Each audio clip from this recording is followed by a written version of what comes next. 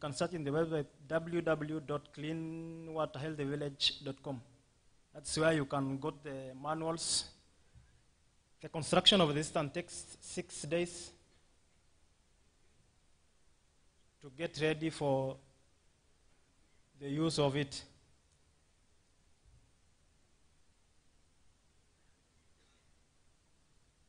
That is we have been doing trainings.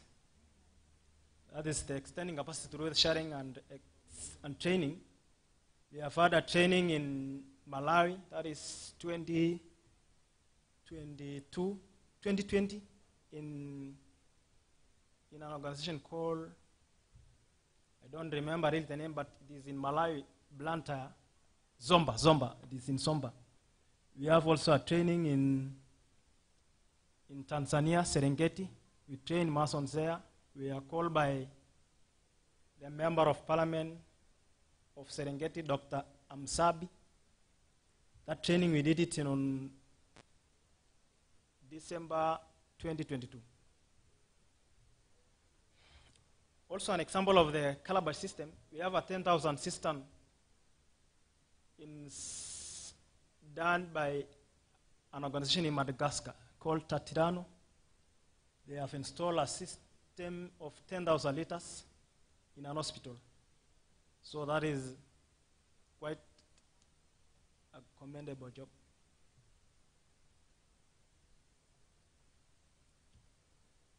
On the other hand, we have usually when we got a request on the construction of this system, we have 3 teams. Of each team have a team leader or a trainer. In recent parts, for 4 years, we have installed 300 calabash systems in Kenya, in the Maasai area or in another county, and 50 other in the other parts of Kenya. The system, as you can see in the pictures, that is the foundation of the system. You can just, probably, if you don't have the cement blocks, you can use the matofali. Unaweza tumia matofali. Matofali ni karibu 350.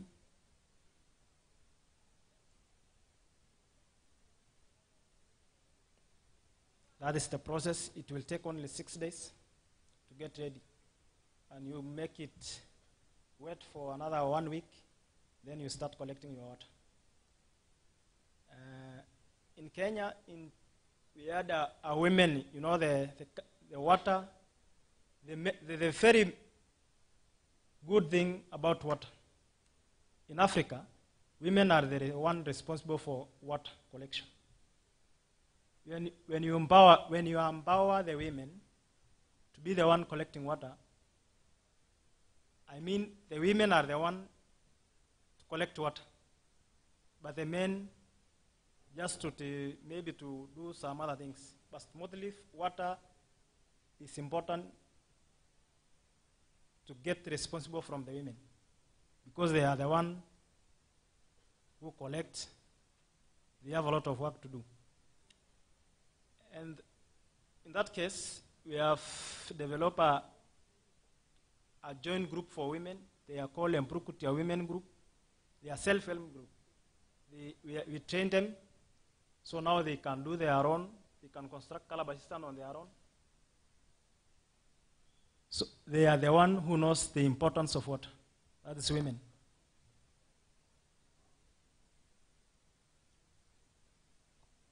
There you can see the ready calabash system. And then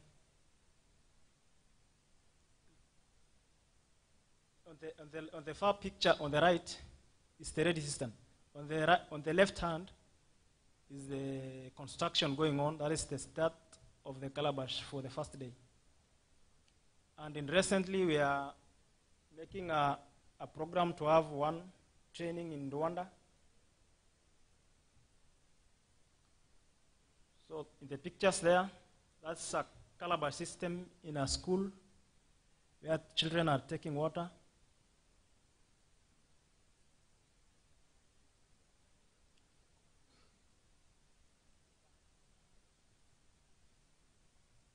in the training, usually, when we do a training for the new Masons, usually we do it in two weeks.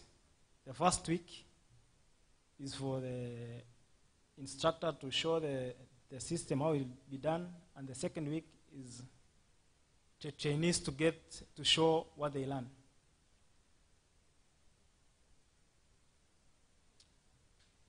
In the picture here, you can see the calabash with the roof. It is not connected.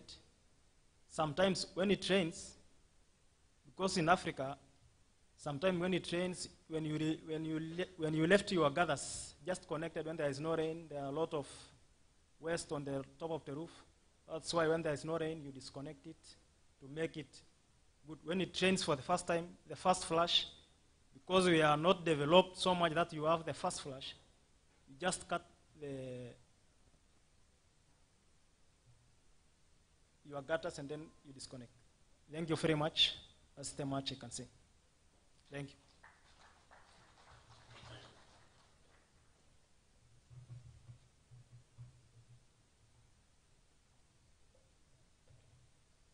Thank you very much, Mr. Teboko.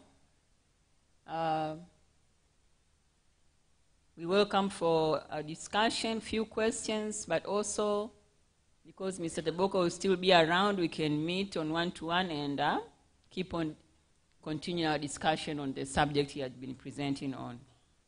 So you're welcome for 1, 2, maximum 3 questions, and then we proceed. You can raise your hand, then Asha will bring the mic.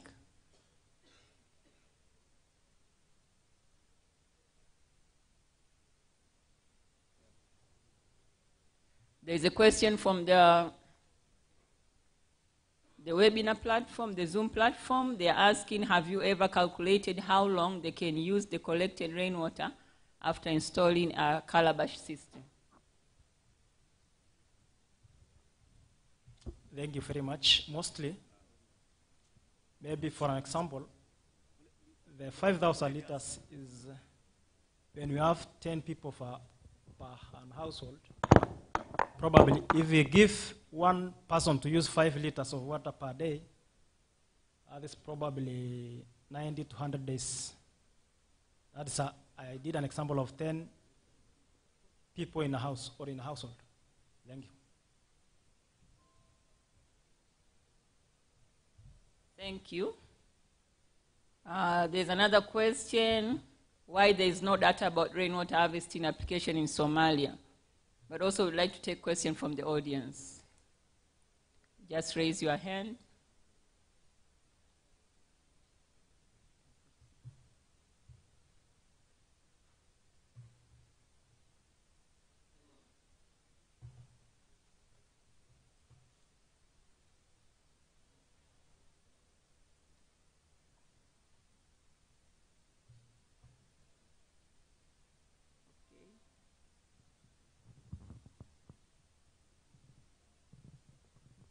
Okay, thank you. We are all most welcome to continue our discussion with our presenters.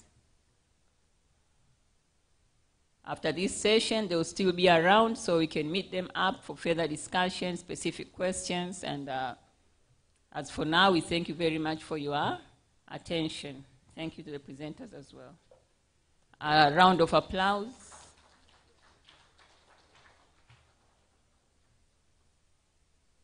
Now we welcome the next presenter of the next workshop.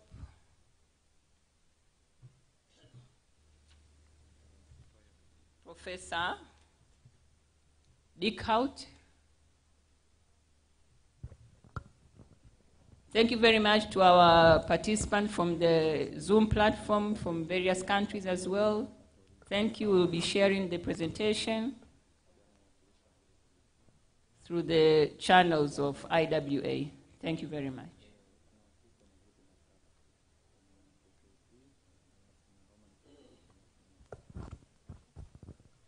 Another round of applause. Tumpigie makofi mengi. You're welcome.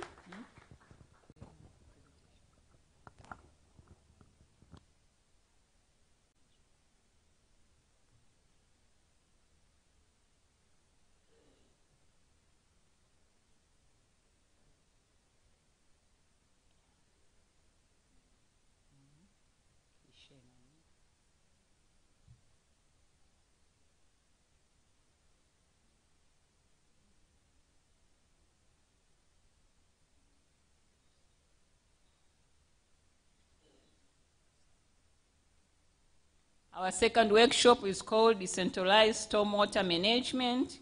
It's focusing on the subject of decentralized stormwater management, the need of good maintenance. And we'll have on board Professor Dr. Inge Wolfgang Dickhout. And I'd like to welcome him to further introduce himself. He's currently a visiting professor at the Aldi University, but his main university is the one in Germany called Hafen City University. So most welcome.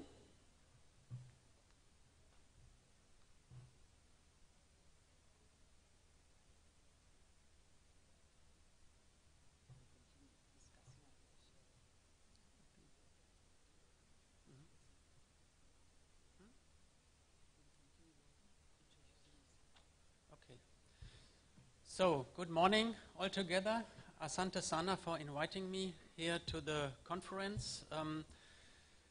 I would like to talk with you about a topic which is not at all new, but doing a lot of projects here in Tanzania, in Dar es Salaam, I saw how important it is to bring it again to the agenda. It's the topic of maintenance, a topic of good maintenance, even and especially also for decentralized stormwater management projects. Without a good maintenance, we will not have the functionality of these systems over a long time, and I guess we should somehow avoid this. What I did is to prepare a presentation where I can show with an example which we realized here in Dar es Salaam. I would like to show as concrete as possible what we did, which instruments we used, and after this we can discuss how you can assess these instruments for having a good maintenance and how to proceed. Can you put the presentation on the screen?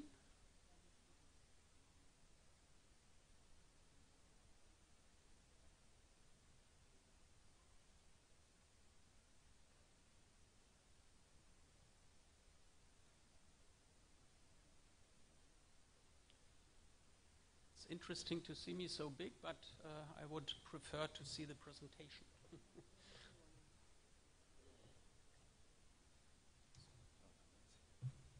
Tafadhali tunaomba presentation yake iwe projected hapo.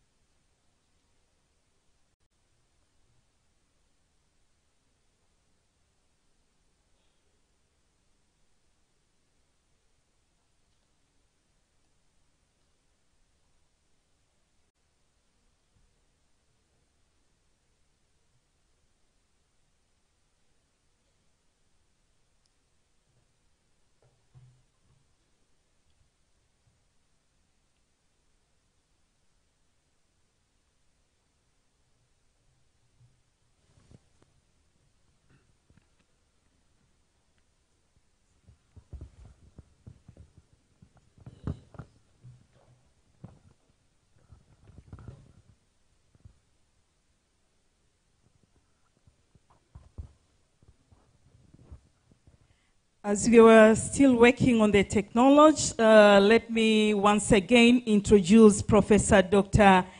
Inge, and I hope I've pronounced well your name. So he's the head of research group, environmentally sound urban and infrastructure planning at the Hafen City University, Hamburg. Current, he's a visiting professor at Aldi University, Dar es Salaam. USIP deals with the different instruments and contents of the infrastructure and environmental planning. With the objective of the research was and is to develop, in collaboration and for planning practice, current and applicable guidelines for more effective use of environmental planning knowledge. Naomba another round of applause kwa professor. Ataungana. He will later be joined by architect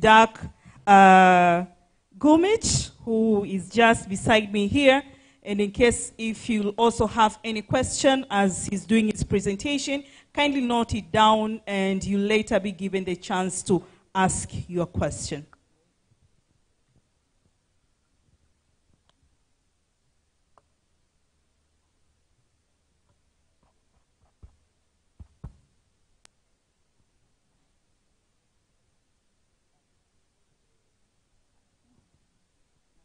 Just some few announcements in case if you need a translation devices. We have devices and our people there for 2 languages, that is interpreters for 2 languages, Swahili and English. So in case if you need the device, kindly raise your hand and ushers will pass by na utapewa kifaa hicho. Kama unahitaji kifaa kwa ajili ya kutafsiri lugha, tunao watafsiri wetu pale nyuma wanafanya kazi hiyo, na tuna tafsiri kwenye lugha 2, Kiswahili na Kiingereza. Kwa hiyo pia kama Kiingereza presentations zinazofanyika unapata shida kidogo, basi unaweza ukachukua pia device, au kama unahitaji kwa upande wa Kiingereza. Na matangazo mengine, kama utajisikia vibaya kidogo, we have our first aid team.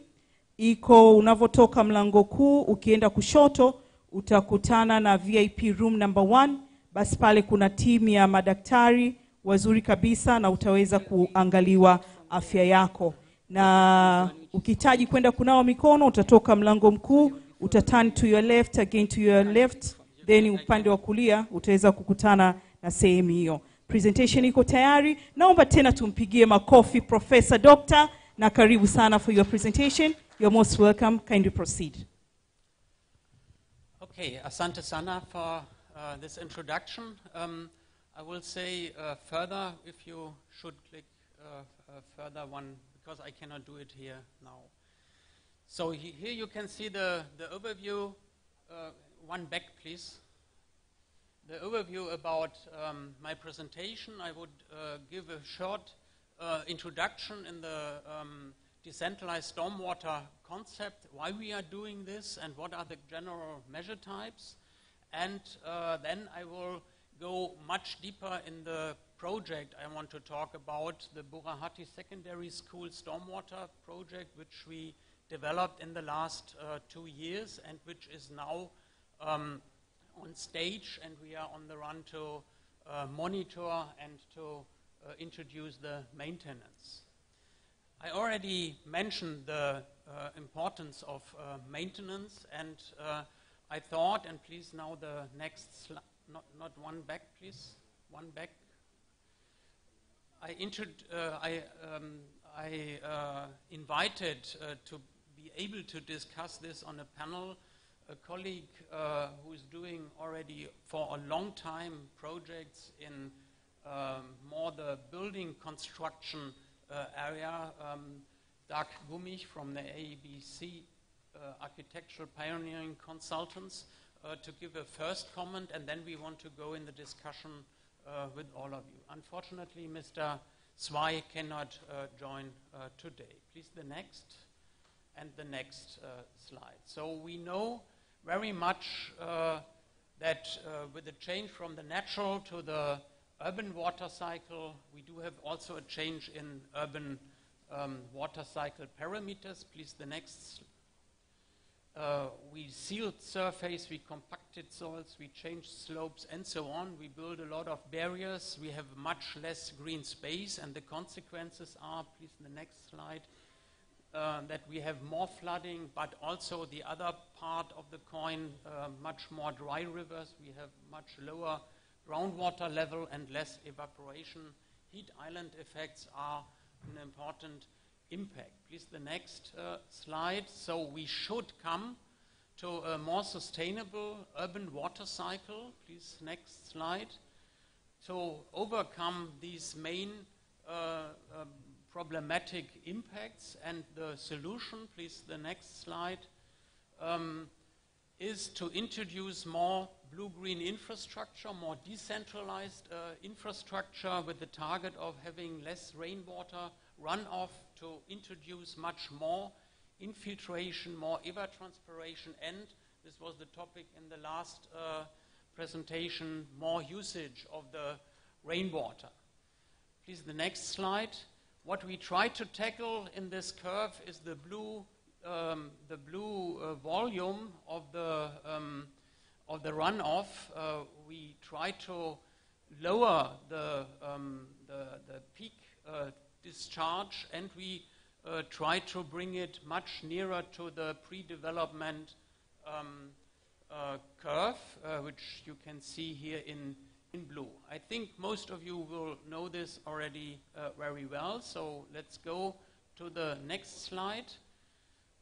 In Tanzania, we know since end of 22 the new greening guidelines, which includes as well sustainable drainage system description. Please, the next. You have a description about what I'm talking about. Next slide, please. Focusing that the SADs, the so-called sustainable urban drainage systems, are multifunctional somehow. They can deal with quantity, with quality aspects of water management, but also can be a part of amenity and biodiversity. So a lot of benefits beside the water topic, and with a lot of potential really to make our cities much more livable, not only to deal with the flooding aspect. Next slide. The guidelines, also the guidelines here in Dar es Salaam, mentioned to establish a so-called SADS management train, so to think about, to deal with stormwater on each surface in the city, not starting in the rivers, but to start on each single plot with different measure types. Please, the next. When we are coming to the measure types, only a short description, because my main topics should be the maintenance topic. Please, the next slide.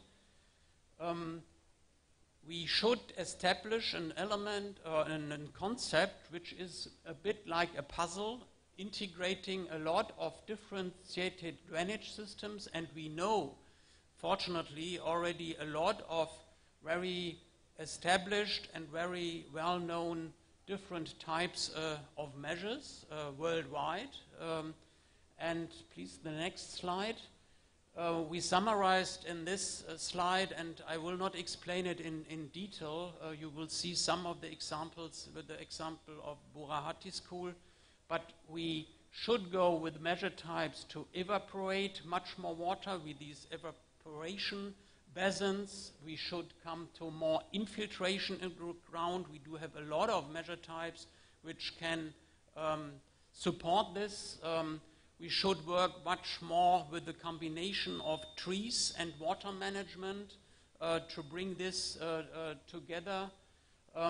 We should use integrated technical systems, also including rainwater harvesting as part of the new approach of sustainable water management. And for sure, on the bottom, you can see the livability can be also part of the development of these concepts. Please, the next slide. We should integrate a cascade which try to avoid the discharge as fast as possible and try to come first to retain, to store using irrigating and evapotranspiration before we infiltrate, and then at the end come to the discharge. This is a very important planning approach for each single plot, which we in the future should work much more for. Please, the next slide. And also this aspect is already integrated in the urban greening guidelines, where they figured out in which locations here in Dar es Salaam, for example, the SADS systems should be realized much more systematically in the future than it is done currently. Please, the next slide. Now coming to the Burahati secondary school concept. Please, the next slide. Some words about the concept and the realization. Please, 2 or 3 slides. Next again. This project is integrated in the city partnership of Hamburg to Dar es Salaam. I don't know whether you heard about this already. we are working together on different levels, and also last year the two mayors of our two cities signed a memorandum saying that the climate mitigation and adaptation should be go in a new phase of climate partnership, and our project, which I present, is part of this city partnership work. Please, next slide. And one element for me very important is the university cooperation in between Ardi and Hafen City University. We had a lot of visits already since 2006, and we started a bit more intensively in 2019 with a lot of visits, and my stay here is also part of this university cooperation. So next slide, please. And what we try to do is to realize a pilot project tackling flooding on the base of the plots. You can see here the posters from Burahati School, the situation in March 22, a lot of flooding all over the area, mainly in the in front courtyard, but also behind. Then we started to develop a concept using all or a lot of these measure types which I gave an overview about. We came to construction in July 22, and we started with the workshop, next slide please, in 22, introducing these measure types also to the teachers, to the students, and also to the neighborhood, to make aware that they know about the functionality, but also we introduced already in these workshops the topic of maintenance. Please, the next slide. We monitored last year. I will not go so much in deepness in this monitoring topic. Please, next slide. You see some pictures of the facilities, very low-tech, as you might see. We dimensioned all these facilities for a 5 years event, 5 years, 15 minutes event to avoid flooding coming out of these infiltration basins and to flood the whole courtyard. You see also integrated rainwater harvesting and some pictures from the workshops. Please, next slide. Currently, the situation is like this, so somehow it was successful to also plant these basins, to have a nice greenery. The people, the students are using these elements also for recreational purposes in their break. Please, the next. Burahati School is within a very dense urban context, and you can see that we have a courtyard in front and in the back, and we concentrated with our measure types to the back courtyard to avoid water running on the right-hand side of the area in front to the street, where is a new drainage system included. Please, the next slide. Our idea was to realize a pilot project which has a modular approach following this SATS management train as well, that should have a high potential for replicability, to use local resources, and also to realize a system that is somehow simple and cost effective and is not so difficult to maintain. This was also one very important planning strategy from the beginning. Next, please. And you see that alongside one of the buildings, we try to establish a lot of different filtration basins. This is more for showing a huge range. It's not for future project necessary to have such a big variety in it. It's more also a bit to get experiences for different systems. And you see we try to establish also a lot of vegetation.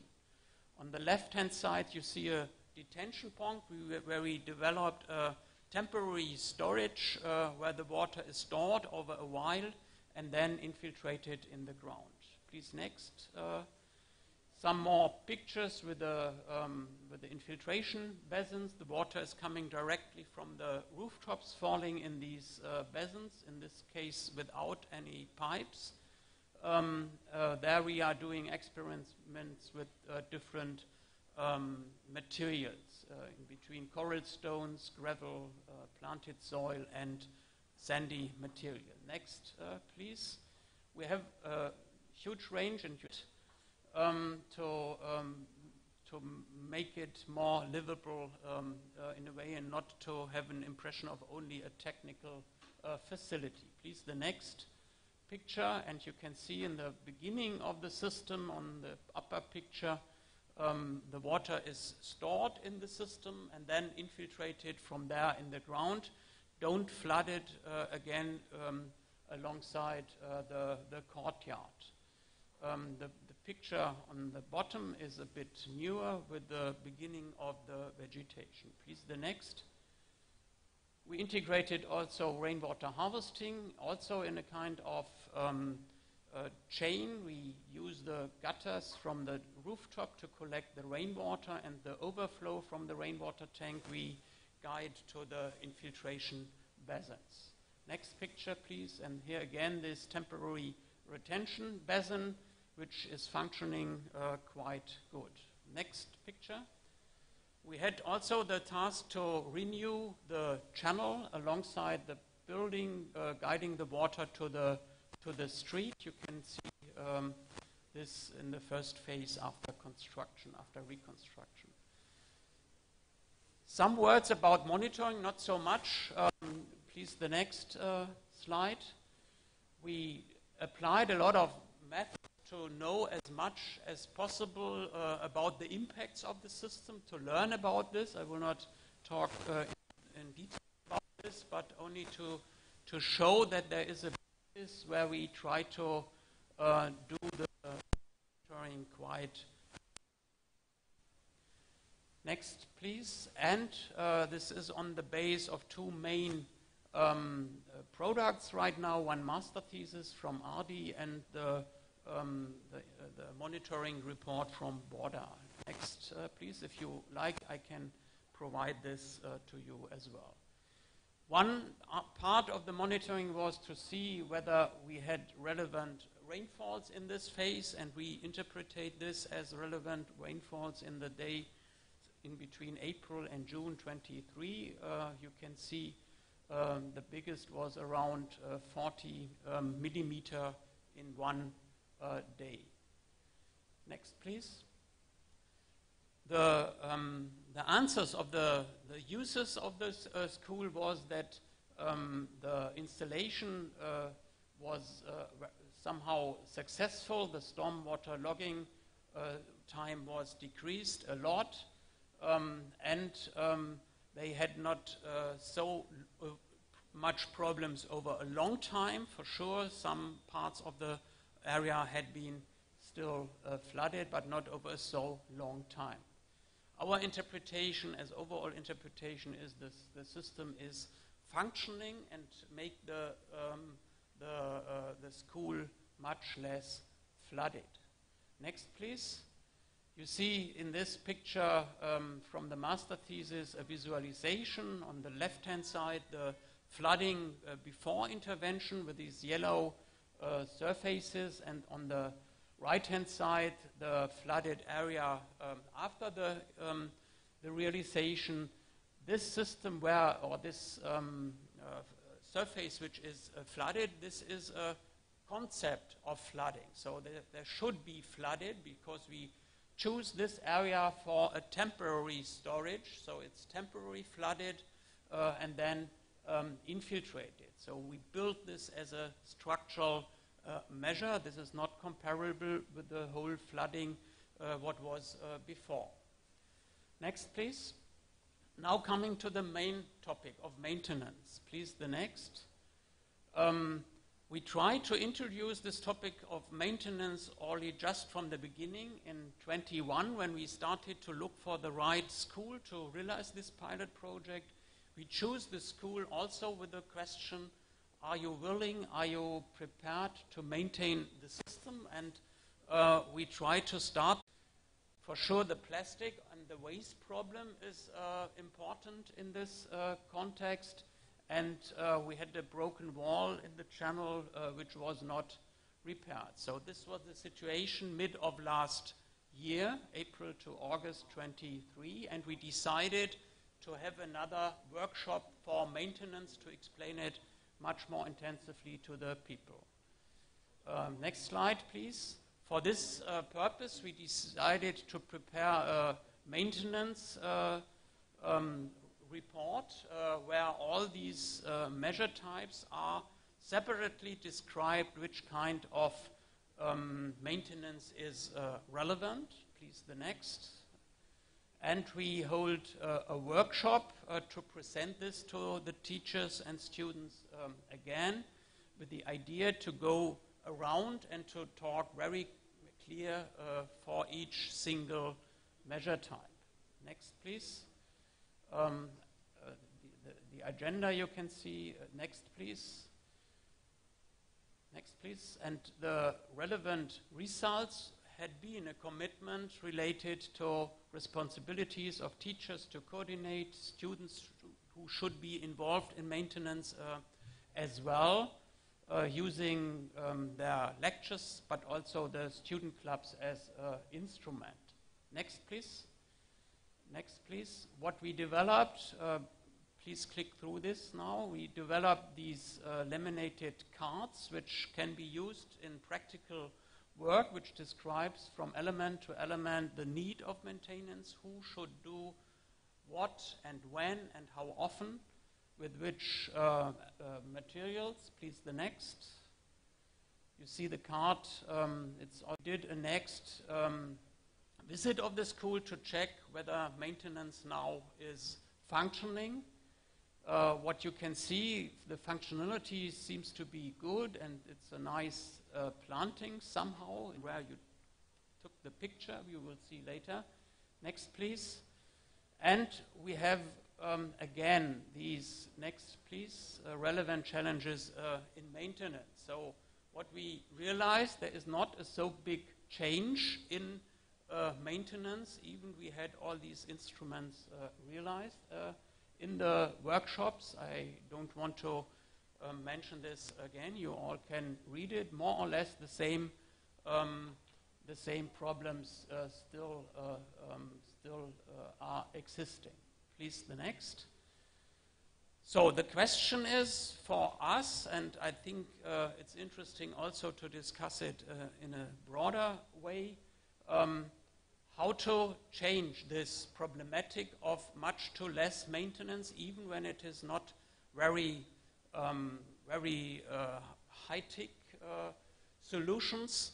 And I came to one conclusion, that we should really widen the view, because I guess the maintenance topic is not at all only a topic of water management. It's much bigger. You can see here pictures from other elements at the same school. You can see the sheet metal fence of the main passageway is almost fall over, but it's not repaired over the last month, and it's even quite dangerous. This would be my assessment. We are now going for the next steps. We try to prepare a commitment letter. Until now, this is not done. It was only the talks with the people. We try to introduce a more written commitment.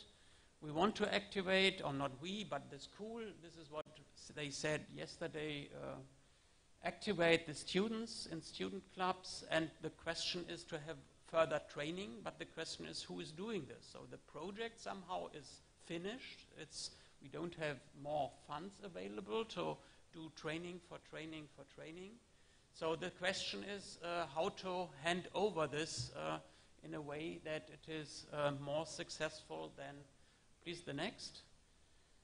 Conclusions and discussion. Please put the next slide. I assess these instruments which we applied as somehow relevant and also important, and for sure there is improvement possible in each single step, but I think this is not the main aspect, that we didn't apply the right instruments. I think the biggest problem is that budget for maintenance at school is more or less missing at all, and this is a problem not only for water management but also for others. And in this special case, but only, I think, let me figure out, I don't think it's a bad project right now, but I fear that it will not be successful over a long run when we are not able somehow better. Then the project will not have a long-term operation of the system, what would be very easily possible. To go in the discussion, how do you assess the applied instruments? Do you have other ideas? What are your experiences? Do you have key factors for good maintenance, which we missed or which should be introduced? Is there requirements, or is it just the budget for the lack of this is the question now in the discussion, and I'm curious to see your questions and your comments, but let us start with the first comment from our colleague, Dart Gumik, who saw this today also for the first time, so it's a very spontaneous reaction out of his experiences from the architectural construction work. Thanks a lot for now, and please start.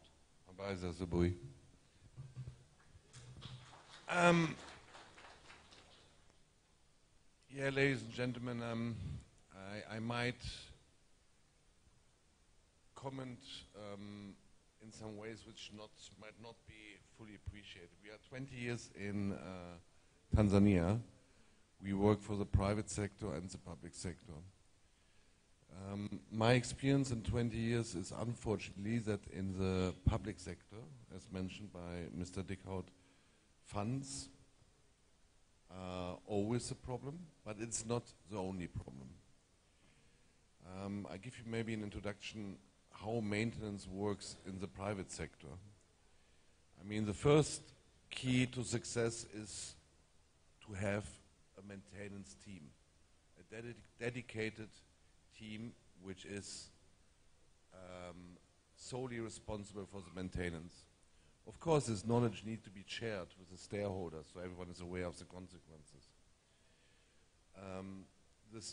What I see from this presentation is that the systems have been explained and the consequences have been experienced. However, what I'm seeing here is that the ownership is being transferred to all the students. These students will come and go. And the transfer of the knowledge and the responsibility is absolutely fundamental. There have been held in almost every project numerous workshops in terms of maintenance, but the creation of ownership is, in my understanding, the most important part. How do we create ownership?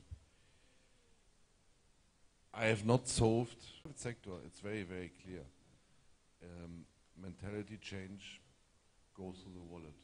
Hence, you have a dedicated team which is responsible for maintenance. They get paid. If they don't maintain, they don't keep their jobs. It's very simple as that. So, yeah, I would advise you to encourage the school to have a dedicated maintenance team which transfers the knowledge to the users, and of course to have a budget allocation, because if you maintain buildings and you have a budget, you don't need to spend more money. You spend more money if you don't maintain. So unfortunately, that's the only solution what I'm having on these aspects. The other thing is, I refer to your water tap, which has been stolen twice. It is absolutely adamant that you have very robust solutions. I mean, we, for example, in public institutions, cement the taps into the walls. We have around 10 minutes now to go into discussion. In case if you have a question, Mike tafadhali pale mbele. I think she is. Yeah, okay. Karibu. My name again is Dr. Irene Aurelia Tarimo from Open University of Tanzania. What I could share here is a maintenance problem in Tanzania. In Tanzania, we have a lot of maintenance problem. Even if we put a water project somewhere, the tap will be out just a few moments for collection to scraper, to scrapers for sale, chuma chakavu kwa Kiswahili. Tukiweka tapu ya maji, muda mfupi inachukuliwa kwenda kwenye chuma chakavu. Formerly, in Tanzania, we had a lot of collections of these scrapers. Nowadays, no scrapers around. If you go around, there is no scrapers. So why should we, like the government, allow a scraper collection while we don't know, we don't have longer scrapers around? Hatuna vyuma chakafu sasa hivi. Badala yake, tunaharibu miundombinu. We don't have scrapers. Instead, we are breaking down the infrastructures and collect this and sell for money. This is not true. And we should stop this, I think. That is one. That for the Mburahati Secondary School, the board can establish fundraising project so that every member, every stakeholder of that school, from the board to the private sector, public sector, the students, the parents can share something like a seed money in that fund, which is known as maintenance fund. That will help to maintain the system which has been put in place. So that is one way forward. But another way forward, they can look for stakeholders who can share some seed money in that fund to help. So I will request the government authorities, local government authorities, to stop this scraper collection, because even the bridges, even the other infrastructures are being broken down because of the scrapers. We should have a policy to stand out to make sure that the infrastructures which are in place in Tanzania are monitored, even in buildings, etc., so that we can sustain and we can have the sustainable development in our infrastructures. Thank you. Asante Sana, as I got a translation, you somehow support the importance of having another, more constructive maintenance very much, and you gave other examples from Tanzania how to do. Okay, thanks a lot for this. Are there other questions or comments? Another question there?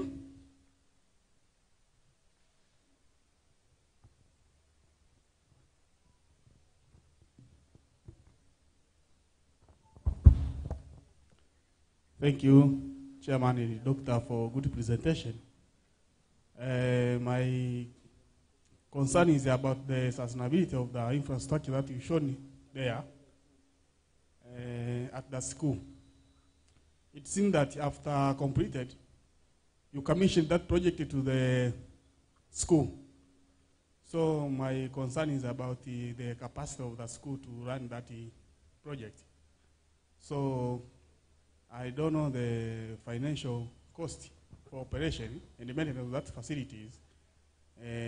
Maybe from your experience, does the school manage to operate, to maintain at a feasible way that you required or you desired during the design of that facility? So perhaps one short answer. In the workshops already, just in the beginning, we figured out a kind of cascade of responsibilities. For sure, the main responsibility should be to the headmaster of the school, and she delegates the responsibility for different measure types to some teachers who are in charge of environmental and water management topics for the school. So this is already the task of them, and they took over somehow or somehow not also this project. And because of the maintenance work, not at all, this is what I want to underline, it's not at all cost intensively. It's a bit work intensively. For example, to deal with the plant coverage. This doesn't cost money to deal with having a better plant coverage. It doesn't cost money to clean regularly the pipes, that there is no clogging of the system so that it is function very well. There is no money needed to clean the courtyard from plastic waste or something like this. And for this reason, we, and not only us as project developers, decided that it is a good idea to include for this very easy purposes also the students from the school, organized from the teachers, that this problem that from year to year there are other students can be overcome. And for sure there are sometimes some small monies needed when there is something destroyed or stolen, like the tap. And what I didn't know before, that the budget for maintenance for the school is so low that they even cannot afford to buy another tap out of their regular budget. And this is something what has to do for sure with budget, but most of the tasks to do in maintenance are not very budget related, but more work related, where the concept was to include the students as much as possible, and even to make it a benefit that they can learn about the functionality of such a system and to talk about and so on. So this is the background, and as I figured out, it started to work, but it doesn't work with the maintenance in a way that it is on the long run really successful. And this is what I think all the relevant stakeholders who are responsible for the school should somehow avoid. If not, they will not have so much benefit for this water management system. And this is only one example. You can put these examples to a lot of schools. Then this will not be successful. We should be aware of it. It's more a question of organization. In this case, for sure, there are other maintenance topics which are more cost intensive. But in this case, it's more the question of a good systematic organization of the maintenance over the year, and not so much related to budget. Okay, I think we should come to the end, right? Thanks a lot for listening. Thanks a lot for this these comments. I hope there is a kind of impulse going out of this conference, also to make this topic a bit more concrete in the next decades, and to see how to improve, and to see how to really develop a sustainable, decentralized stormwater management concepts for Dar es Salaam, but also for other cities around the world. Thanks a lot for joining us, and I'm around if you want to discuss more in detail. Please talk to me. Asante sana.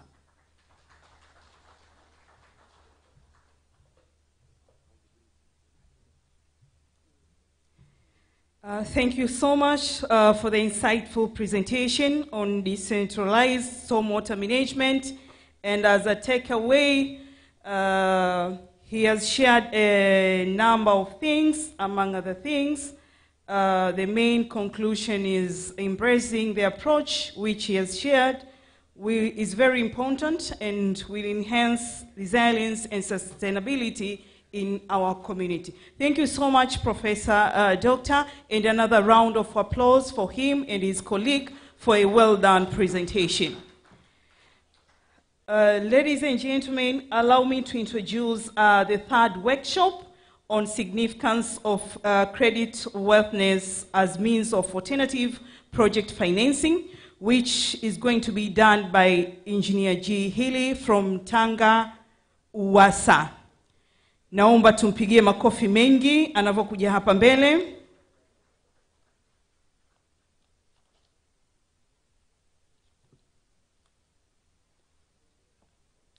Akiwa anajiandaa kuja hapa mbele, let's get to know about Engineer Geoffrey Healy. He's a civil engineer by profession and managing director of Tanga Urban Water Supply and Sanitation Authority, with over 19 years of working experience in water-related projects and within the water sector, helping Tanzanians with water service infrastructure and service provision.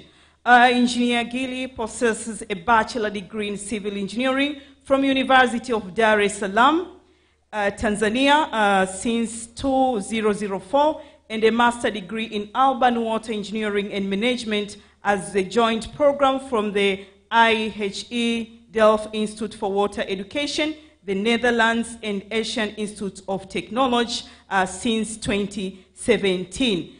Naomba tumkaribishe kwa makofi mengi as he's going to do his presentation on the significance of creditworthiness as means of alternative project financing. Engineer Gili, karibu sana kwenye podium yangu upande huu hapa. Naomba tumuongezee makofi. Another round of applause. Karibu sana.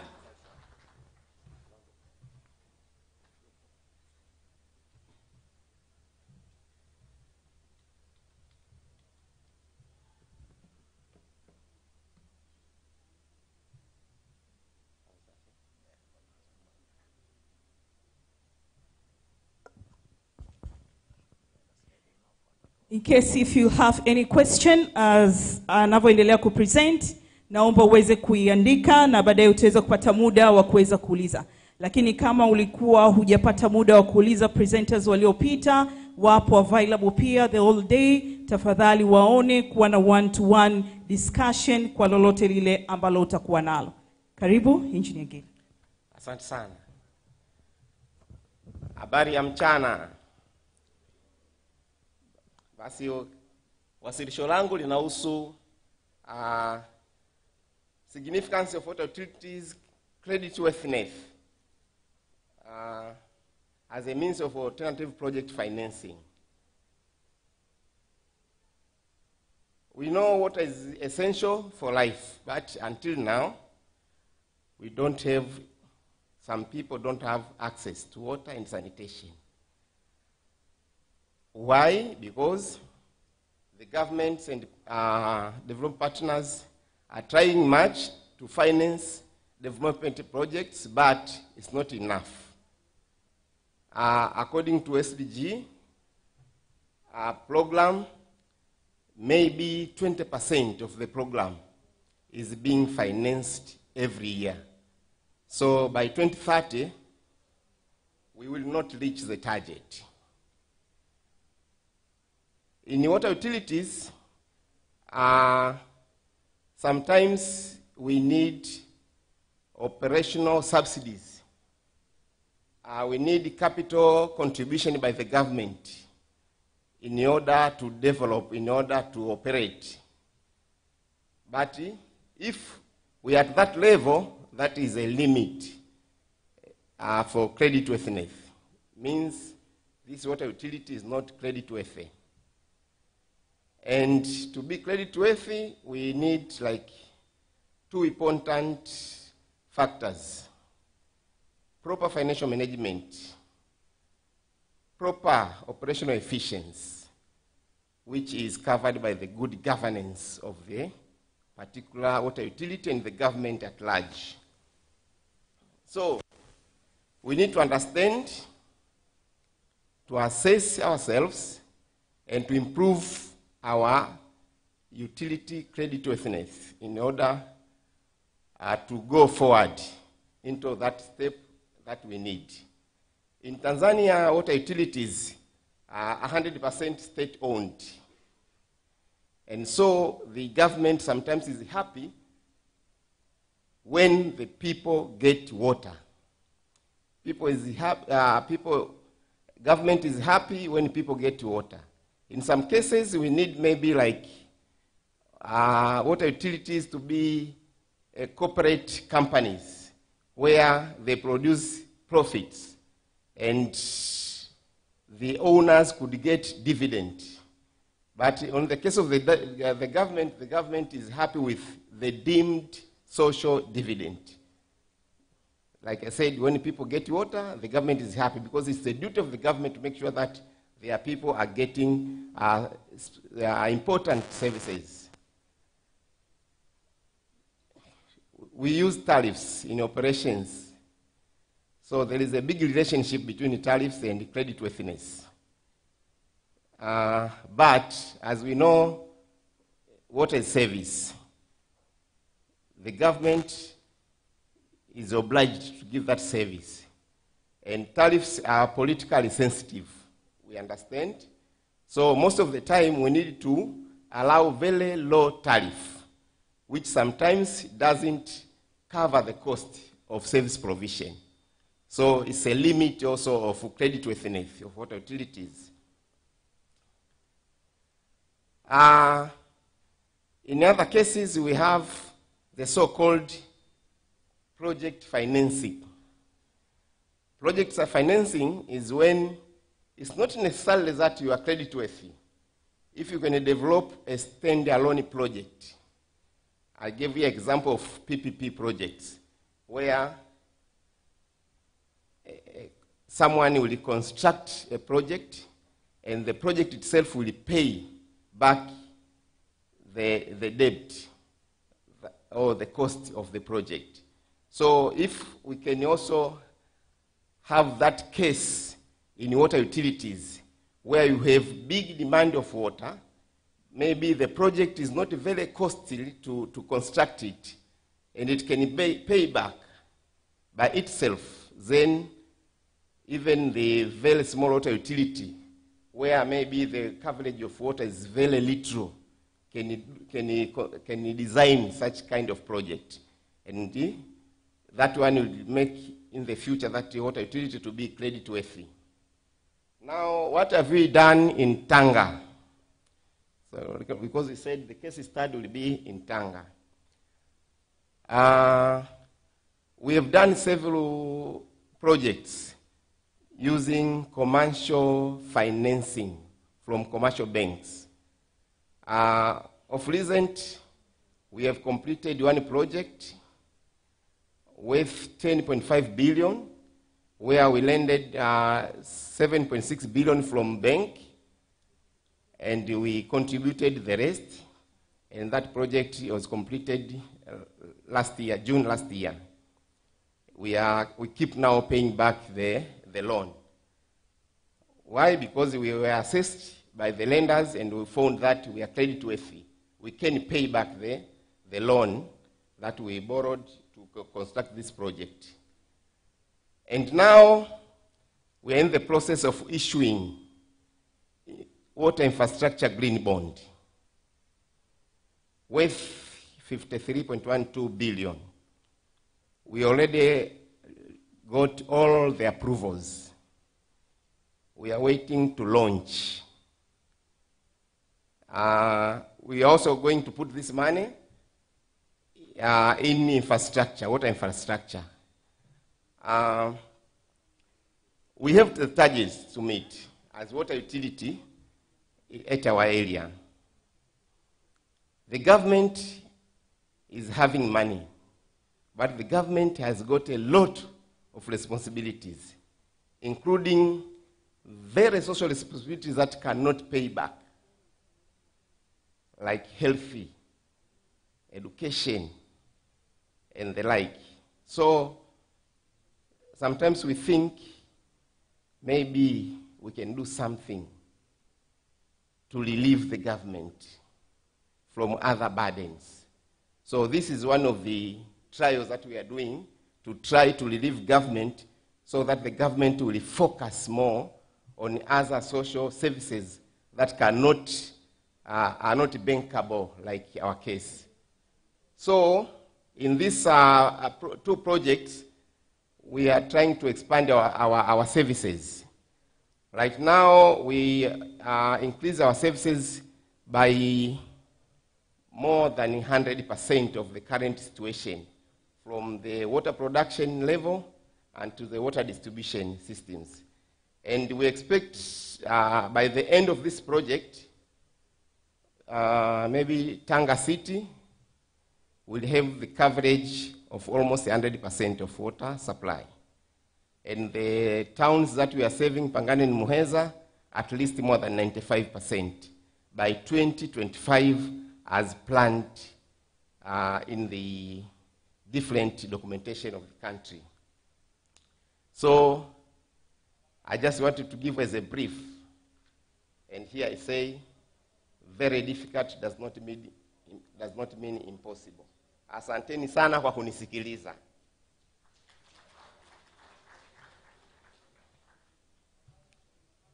Asante sana kwa presentation nzuri, engineer. Naomba kwa heshima na taadhima ni wataarifu kwamba mheshimiwa mgeni rasmi anakaribia kufika katika maeneo haya. Kwa hiyo mara baada ya kuwepo katika maeneo haya tutaendelea na protocol. Kwa hiyo kwa dakika chache hizi kabla sijapata hiyo taarifa ya uwepo wake katika maeneo haya, kama kuna maswali yoyote tukaribishe kwa kifupi, na pindi tutakapokuwa tumepata taarifa kwamba mheshimiwa mgeni rasmi ameshafika katika mazingira haya, basi tutasitisha na kuweza kuendelea na program ya kiitifaki. Asanteni sana.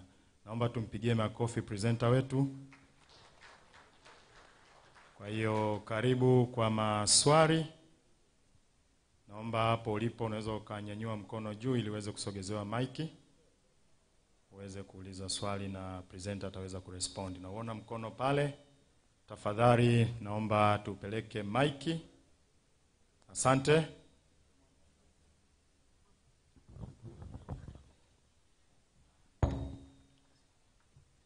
Thank you.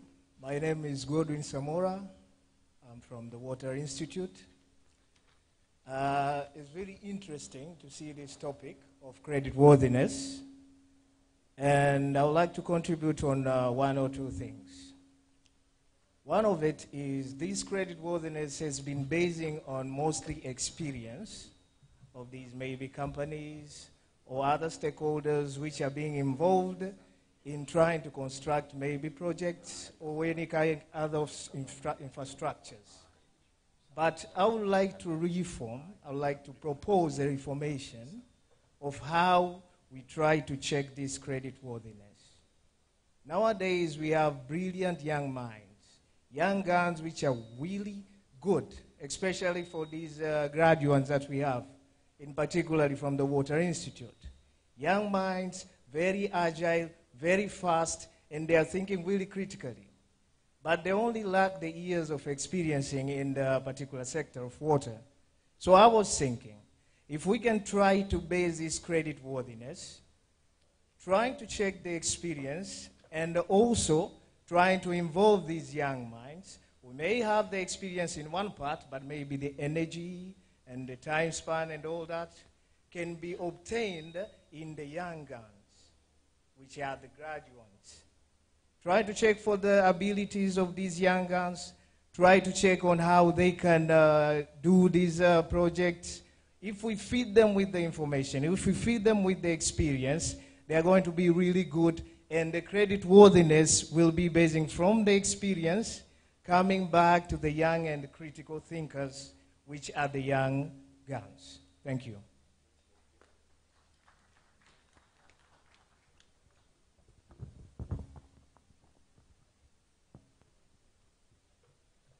Asante sana kwa swali zuri. Naomba uchukue swali la pili pale, halafu presenter atarespondi maswali hayo mawili. Asante.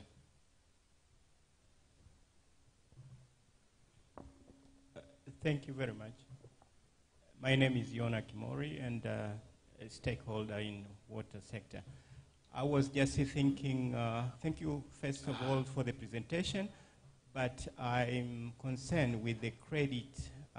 You said that you had a project of 10-point-something billion, and almost 7-point-something billion was from the commercial bank. And I know, as I know, that the commercial bank have got the interest rate in their credits. How do you balance this with the rate of payment for the consumers? Because if at all you are paying back with interest rate, it means that they're paying for the water services. How do you balance this? Thank you.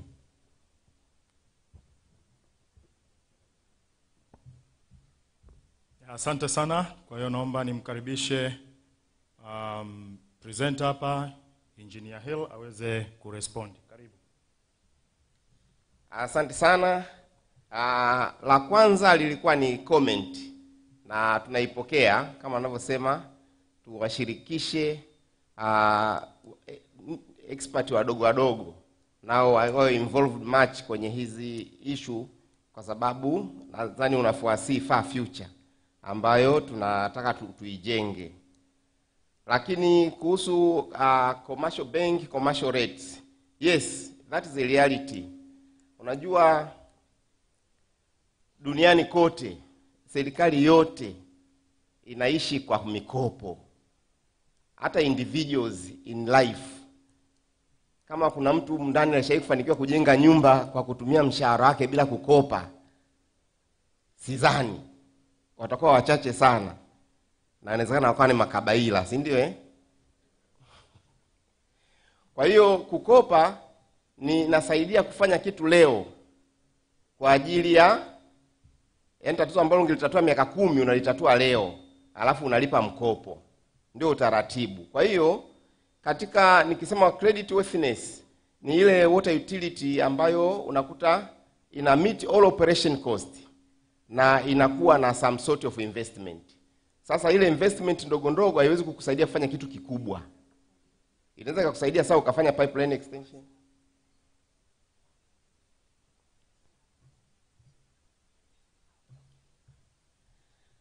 Kwa hiyo unaweza kujikuta una hela ya investment, lakini ukitaka ufanye kitu kikubwa uwezi.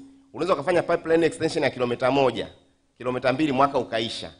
Sasa imagine hapa nimekuonesha kwamba natakiwa nitanue mtambo wa usambazaji maji, wa uzalishaji maji, wa water treatment plant. I cannot do it kwa kutumia budget yangu ya mwaka mmoja ya investment. So I go to bank, borrow substantial money, do it, and then pay back little by little. Tofauti ya commercial bank na bond you can borrow up to 20 years. Commercial bank so far ambao tumeshafanya nao kazi kwa sisi water utilities ni 7 years.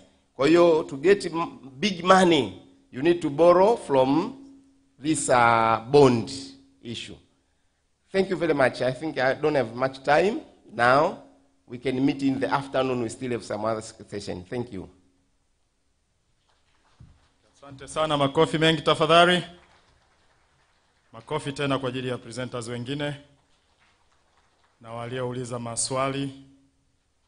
Asanteni sana. Naomba niwataarifu kwamba mheshimiwa mgeni rasmi ameshafika katika viwanja hivi. Kwa hiyo ratiba itaendelea. Kuna translator kwa watu wanaohitaji kupata translation kwa Kiingereza. Kuna gadgets ziko pale, muone ashe yote atawapatieni ili muweze kupata translation kwa Kiingereza na Kiswahili. Kindly, for those who want to hear all the conference issues in English, there is a translator there. So kindly, if you find somebody who is having a badge written Usher, kindly ask him or her for the gadget so that you can be able to hear the translation in English. And those who want to hear in Swahili as well, there is a gadget there. But otherwise, you can proceed hearing us because we'll be talking in Swahili all the time. Asante sana. Naomba sasa kwa muda huu nimkaribishe MC mwenzangu, Engineer Nance, aweze kuendelea na taratibu kama zilivyoainishwa katika ratiba yetu.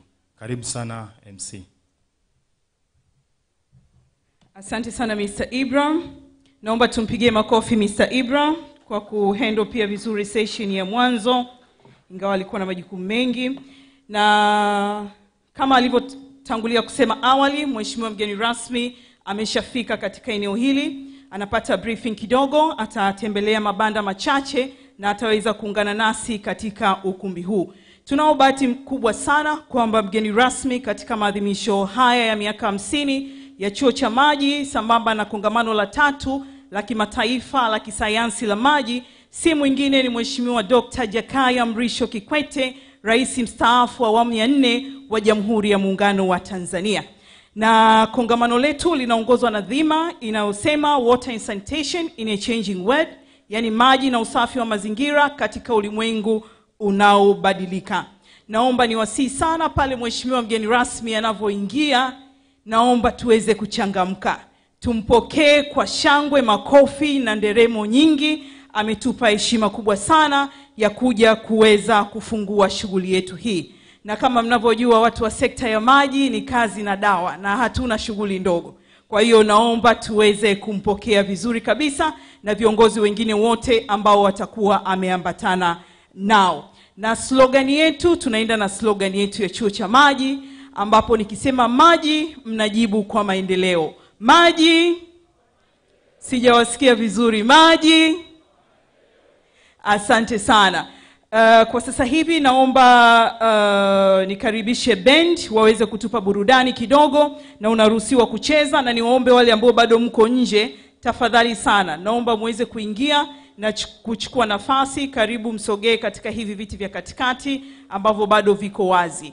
Mlioko nje na ushers tusaidieni walioko nje wote waweze kuingia ndani, kwani ratiba yetu inaanza rasmi ya ufunguzi. Na kingine, mheshimiwa mgeni rasmi atakavyoingia, naomba tutaendelea kusimama. Watakapofika meza kuu tutaendelea kusimama, tutaimba wimbo wa taifa ukifuatiwa na wimbo wa Jumuiya ya Afrika Mashariki, ambapo tutaweza kuongozwa na vijana wetu pale wa instrumento. Baada ya hapo ndio tutaendelea na utaratibu mwingine kama vile ambavyo nitawaongoza.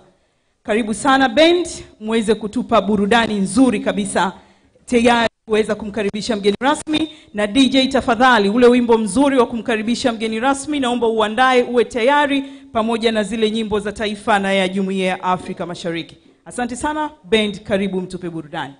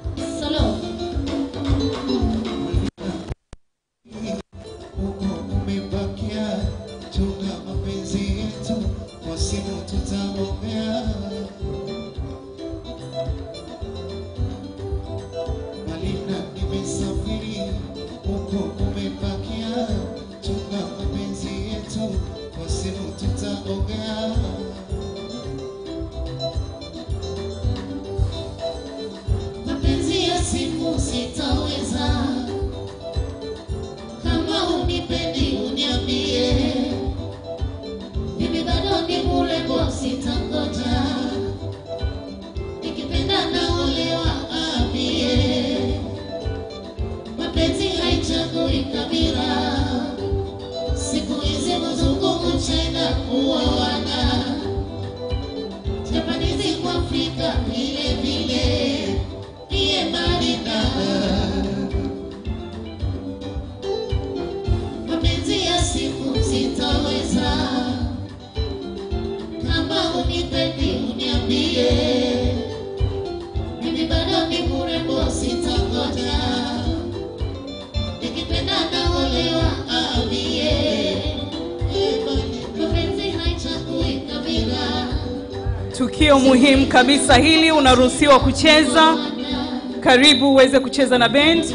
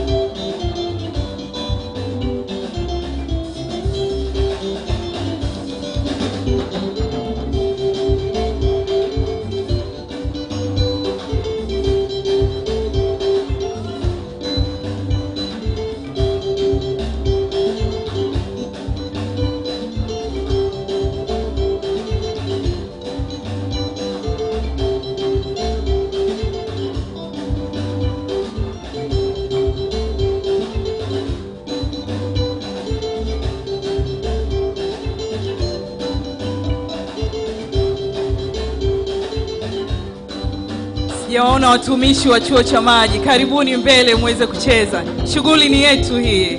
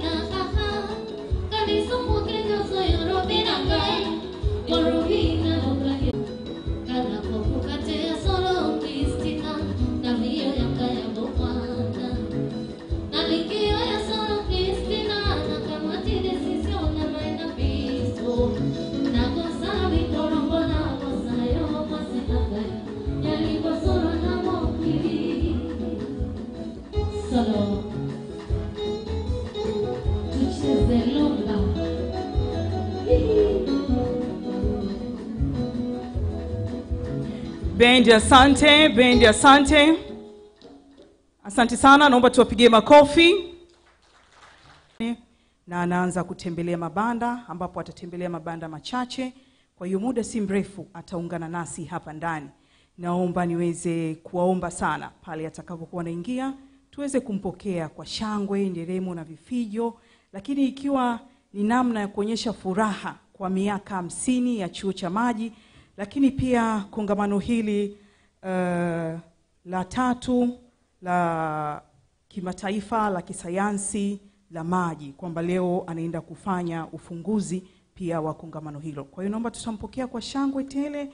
Wa mama na wadada, naomba msiniangushe yale mambo yetu mengine ya kupiga vigeregele. Na atakapoingia tafadhali naomba tutaendelea kusimama, tutaimba wimbo wetu wa taifa na wimbo wa Jumuiya ya Afrika Mashariki, na baada ya hapo nitatoa utaratibu mwingine utakaofuata. Asanteni, naomba tuendelee kuwa wasikivu akiwa anaendelea kupata maelezo kule nje katika mabanda. Msiniangushe jamani, wadau wa sekta ya maji, tuende tukafurahie kwa pamoja maadhimisho haya ya miaka 50 ya chuo cha Maji. Asanteni sana.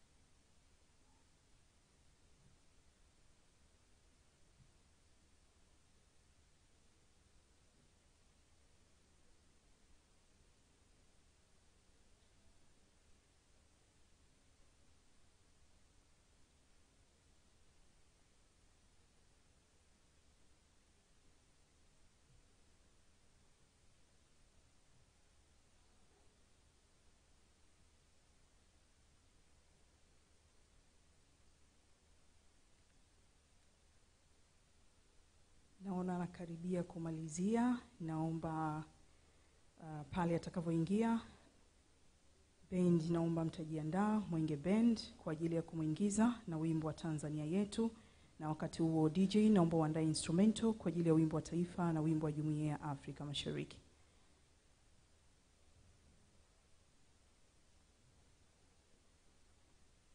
Na slogan yetu ya chuo cha Maji, nikisema maji basi mnajibu kwa maendeleo.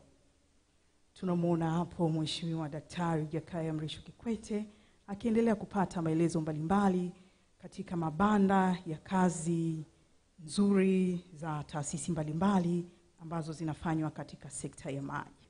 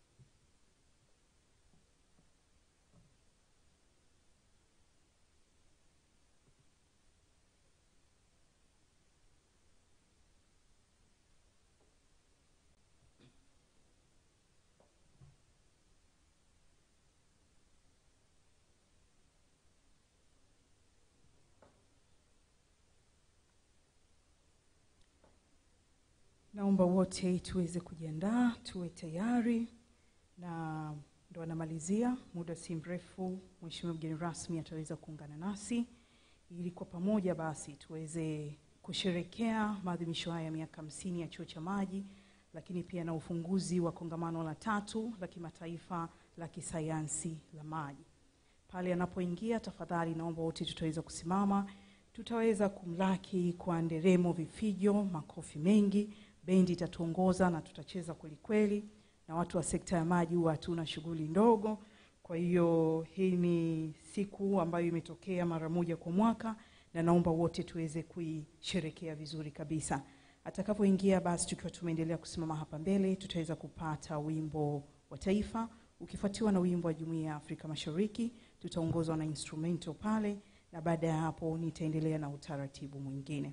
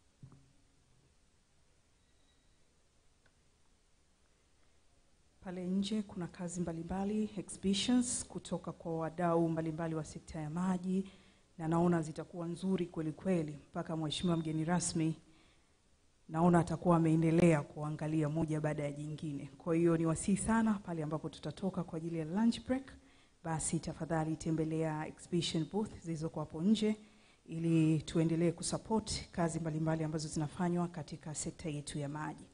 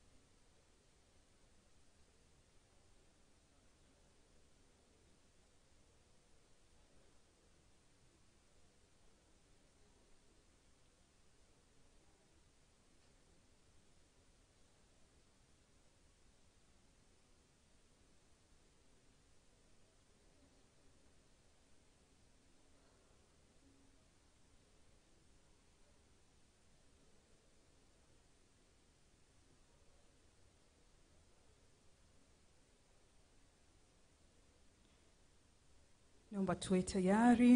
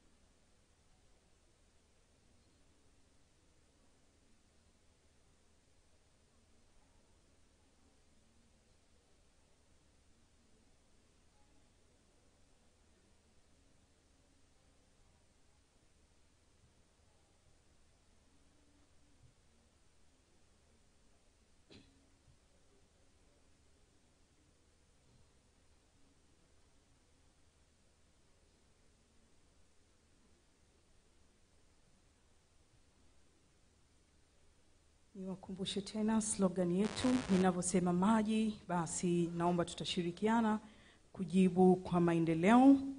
Lakini pia mgeni rasmi anavyoingia, naomba wote tutaweza kusimama kumpokea kwa shangwe, nderemo na vifijo.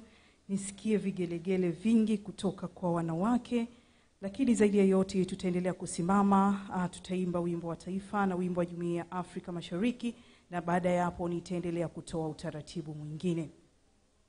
Naomba tuchangamke, tufurahi, tuweke mawazo ya kazi nyingine pembeni kwanza, na tushirikiane na Chuo cha Maji katika maadhimisho haya ya miaka 50 ya Chuo cha Maji. Ni hatua kubwa sana katika sekta ya maji, lakini pia katika ufunguzi wa kongamano hili la 3 la kimataifa la kisayansi la maji.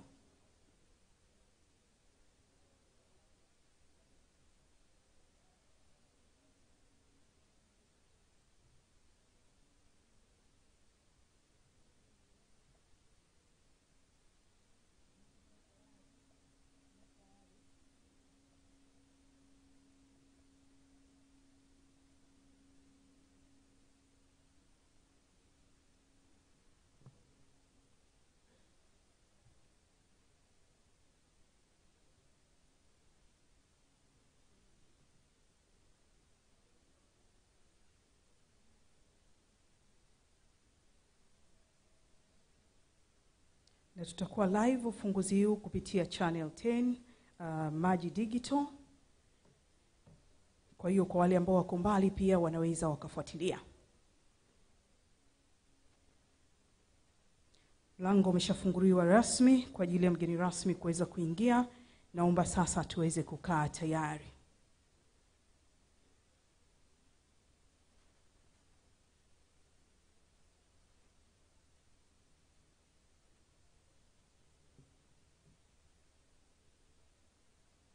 Naomba sasa tuweze kusimama. Bendi karibu uweze kutupa burudani nzuri, tukimkaribisha mheshimiwa mgeni rasmi kuweza kufungua maadhimisho haya ya miaka 50 ya Chuo cha Maji na kongamano la 3 la kimataifa la kisayansi la maji. Naomba wote tuchangamke, tupige makofi namna hii tukiwa tayari kumlaki mheshimiwa mgeni rasmi. Naye si mwingine ni Daktari Jakaya Mrisho Kikwete, Rais mstaafu wa awamu ya 4 wa Jamhuri ya Muungano wa Tanzania. Namuona anaingia namna ile amejawa tabasamu kabisa, ameongozana na viongozi mbalimbali.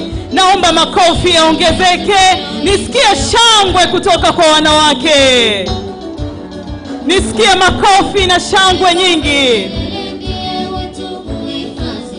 Karibu sana mheshimiwa Kikwete. Nisikie shangwe tena kutoka kwa wanawake. Vigelegele tafadhali. Anatabasamu kweli kweli. Naomba tuongeze makofi. Karibu sana. Ameongoza viongozi mbalimbali, tunawakaribisha. Naomba tuongeze makofi wanapopanda hapa juu.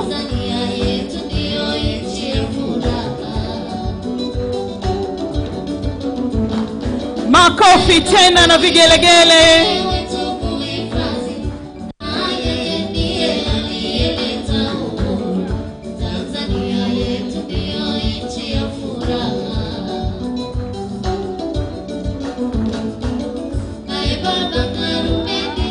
Naomba tuendelee kupiga vigelegele wakiwa wanakaa hapo, wakiwa wanaendelea kuchukua nafasi zao.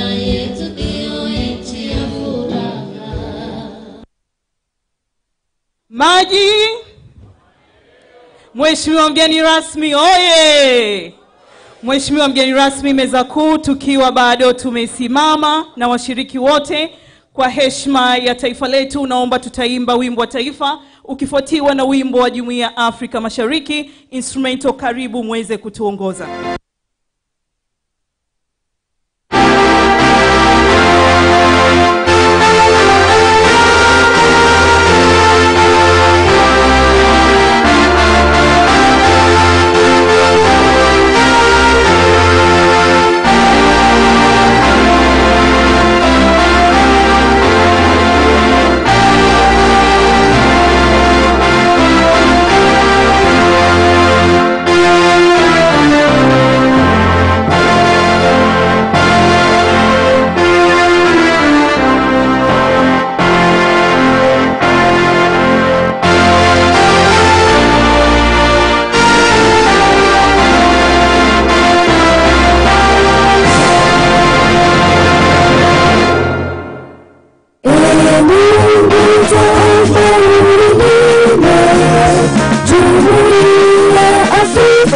Mashariki, tuwezeshe kuishi kwa amani, tutimize na malengo yetu. Jumuiya yetu sote tuilinde, tuwajibike, tuimarike, umoja wetu nguzo yetu, jumuiya yetu.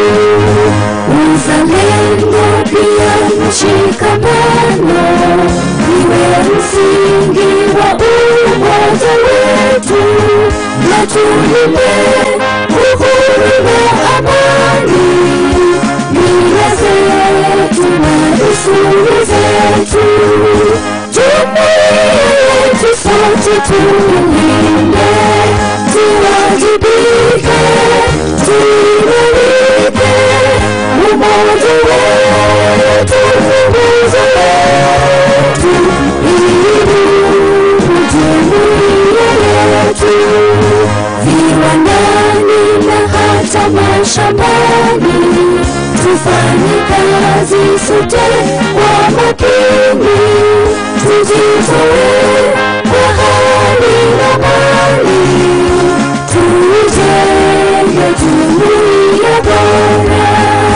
Jumuiya yetu sote tuilinde, tuwajibike, tuimarike, umoja wetu nguzo yetu,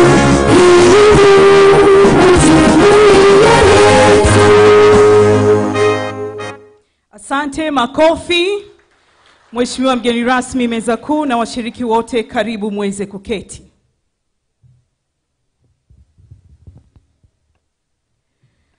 Mheshimiwa mgeni rasmi Dr. Jakaya Mrisho Kikwete, Rais mstaafu wa awamu ya 4 wa Jamhuri ya Muungano wa Tanzania na mwenyekiti wa bodi ya Global Water Partnership, Dr. Felician Com, mwenyekiti wa bodi ya ushauri wa chuo cha maji, Mhandisi Mwajuma Waziri, naibu katibu mkuu wizara yetu ya maji, Dr. Adam Karia, mkuu wa chuo cha maji, Professor Ed Moss, mkuu wa chuo Institute for Water Education, UNESCO.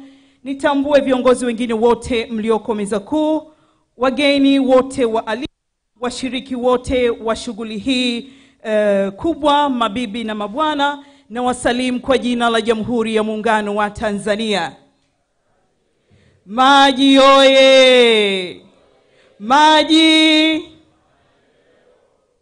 Mheshimiwa mgeni rasmi, karibu sana katika maadhimisho haya ya miaka 50 ya chuo chetu cha maji yanayoambatana na ufunguzi wa kongamano la 3 la kimataifa la kisayansi la maji ambalo limeandaliwa na chuo cha maji. Mheshimiwa mgeni rasmi, washiriki wote wa mkutano huu nikiwaangalia naona nyuso zao zimejawa tabasamu kubwa sana, na hii ni ishara kwamba wote kwa pamoja tumefurahia sana uwepo wako. Naomba tumpigie makofi mengi mheshimiwa mgeni rasmi.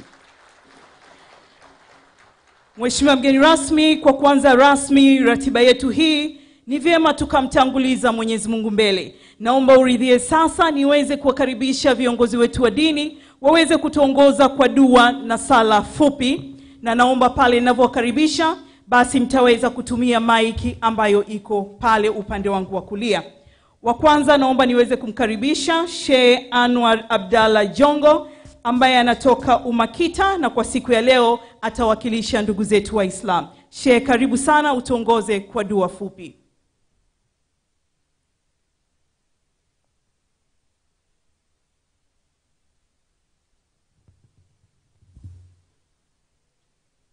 رب اشرح لي صدري ويسر لي أمري واحلل عقدة من لساني يفقهوا قولي.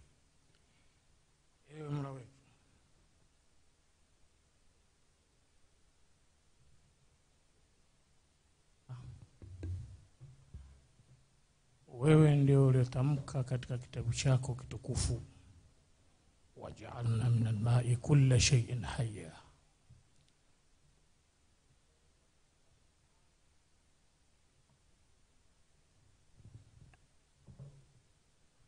Tumejalia kutokana na maji kila kitu kuwa hai. Jalia mkutano huu pia uwe mkutano utakaojadili jambo ambalo Mwenyezi Mungu mwenyewe umesema kila kitu kilikuwa hai au kinakuwa hai kutokana na kile kitakachokuwa kimejadiliwa hapa, maji. Wewe Mwenyezi Mungu usitufanye sisi ni katika wale waliokufa kwa kiu cha kiangazi baada ya kupona katika zama za mvua wa masika. Ni kwa maji pia unaangamiza, na ni kwa maji we Allah unaponya. Ukileta mvua, lete za baraka. Usituangamize kama ulivyoangamiza watu wa Nuhu. Ni wewe Mwenyezi Mungu ulilisikia dua la Khalili, kipenzi chako Ibrahim, alipokuwa jangwani na mwanawe Ismaili, mahala pasipokuwa na maji. Mama akitembea katika milima miwili, katikati ya milima ya mawe, hofu na mashaka ya kifo cha mtoto wake, wewe Mwenyezi Mungu ulitoa chini ya miguu ya mtoto aliyokuwa akisagasaga kwa kulia kwa kiu chemchemo ya maji ya kisima cha Zamzam. Jalia popote pene ukame, kama ulivyokubali dua la Khalili. Popote kwenye ukame, toa maji kwa mfano huo. Ni wewe Mwenyezi Mungu ulitustaajabisha, ukatufanya tuwe watu wakubwa sisi watu wa Mashariki ya Afrika. Katika mwezi kama huu, Bwana wetu Mtume Muhammad ulimwita kutoka msikiti mtukufu wa Makka mpaka msikiti mtukufu wa Jerusalem. Ukamshushia ngazi akainuka mpaka katika mbingu ya 7. Akakutana na mti. Aliporejea kwa wafuasi wake, wewe Mwenyezi Mungu ulimuonyesha makubwa.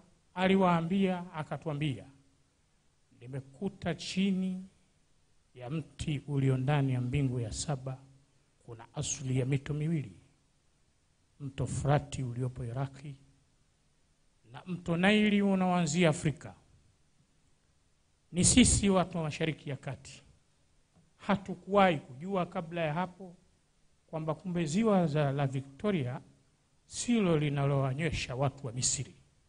Ni wewe Mwenyezi Mungu ndio unanywesha watu wa Misri kwa kupitia chemchemo inayotoka juu ya mbingu ya 7. Kwa baraka kama hizo hizo umeifanya nchi yetu kuwa na mito, bahari, maziwa. Ibariki na uwezeshe wana wa chuoni hawa waliokusanyika hapa fahamu za ziada juu ya kukujua wewe kwa kutumia maji. Narejea, umesema waja'alna minal ma'i kulla shay'in hayya. Nimefanya kutokana na maji kila kitu kuwa hai. Wewe Allah ndio umesema. Na mimi kwa akili yangu ndogo nimekubali, bila ya chemchemu iliyo ndani ya ulimi wangu siwezi kuishi. Bila ya maji yaliyo ndani ya macho yangu siwezi kuona. Umeagawanya maji kwa namna tofauti na miujiza. Tunakuomba uwape viongozi wetu pamoja na mgeni rasmi afya njema na uwezo wa kuliongoza jahazi hili, mkutano huu, na uwape wanawachuoni tuliokuwa nao kabla hapa wametufa faida kubwa, ziada na akili ya ziada ya kukujua kwa kutumia maji. Sallallahu ala Muhammad wa ala alihi wasallam. Alhamdulillah. Asante sana. Naomba sasa niweze kumkaribisha Mchungaji Godwin Alphonse Mujaki kutoka CPCT, ambapo kwa siku ya leo ataweza kuwakilisha ndugu zetu wa Kristo. Baba Mchungaji, karibu sana kwa ajili ya sala fupi. Baba, katika jina la Yesu ninakutukuza sana na kukuinua sana Bwana, tunapokutana hapa kwa ajili ya kusherehekea anniversary ya miaka 50 ya chuo cha maji na mkutano huu wa kimataifa juu ya sayansi ya maji. Baba, katika jina la Yesu, wewe ndiwe uliyeumba maji, na ulisema maji yawepo yakawepo, na vitu vyote tunavyoviona Bwana ulisema kwa neno lako vikawepo. Nami mtumishi wako nasimama mahali hapa, ninatamka kwa mamlaka ya jina la Yesu, Tanzania yakawe maji wala usiwe ukame. Tanzania yakawe maji kwenye mito. Tanzania water supply yake ikapate kuwa nzuri. Baba, na wakabidhi wataalamu hawa walioko hapa, ambao Bwana umewajalia kuwapa uwezo wa kitaaluma juu ya maji. Wao hawawezi kuumba maji, lakini wanaweza kutunza maji. Wao hawawezi kuumba maji, lakini wanaweza kutengeneza miundombinu. Baba, katika jina la Yesu, ninakushukuru Bwana mabwana, kwa sababu nchi yetu haitakuwa na ukame katika jina la Yesu. Baba, napoomba mahali hapa pia, namuombea na rais wetu mpendwa Mama Samia Suluhu Hassan, ambaye Bwana tumeona akihangaika huku na kule ili kumtua mwanamke ndoo. Baba, tunakushukuru hata kwa ajili ya waziri Juma Aweso, ambaye Bwana mabwana pamoja na timu yake wanazunguka huku na kule ili kuweza kuhakikisha Watanzania wanapata maji. Lakini pia katika mkutano huu yuko mgeni rasmi mpendwa wetu, mzee wetu Jakaya Mlisho Kikwete. Namweka Bwana mikononi mwako katika jina la Yesu, pamoja na jopo lake ambalo amekuja nalo. Bwana wa mabwana, wajumbe wote kutoka nchi za nje, kutoka East Africa, na wataalamu wa maji, mkuu wa chuo cha maji pamoja na jopo lake, na wataalamu mbalimbali ambao wako nchini. Bwana wa mabwana, ninakutukuza kwa sababu ni wewe Bwana ambaye unaleta ufunuo. Bwana, wafunulie Bwana mabwana, na wawezeshe mfalme wa falme, ili zile strategic plan za maji katika Tanzania hii Bwana zikapate kufanikiwa katika jina la Yesu. Asilimia za Watanzania wanaopata maji safi zikapate kupanda kwa kupitia wataalamu hawa na mkutano huu. Mungu Baba, ninakutukuza na ninakuinua kwa ajili ya kila mjumbe kwenye mkutano huu. Nami Bwana nakushukuru na kutukuza tena, kwa sababu ni wewe uliyesema maji yawepo yakawepo. Nami Bwana ninasema kwa mamlaka ya jina la Yesu, maji yakawepo Tanzania ya kutosha, kwa jina la Yesu Kristo Bwana wetu tumeomba. Amen. Amen. Naomba tuwapongeze kwa makofi mengi viongozi wetu wa dini. Asanteni sana kwa sala na dua, na hiyo ni ishara tosha kwamba tunaenda kuwa na maadhimisho na kongamano ambalo litafana, litakuwa la mafanikio makubwa.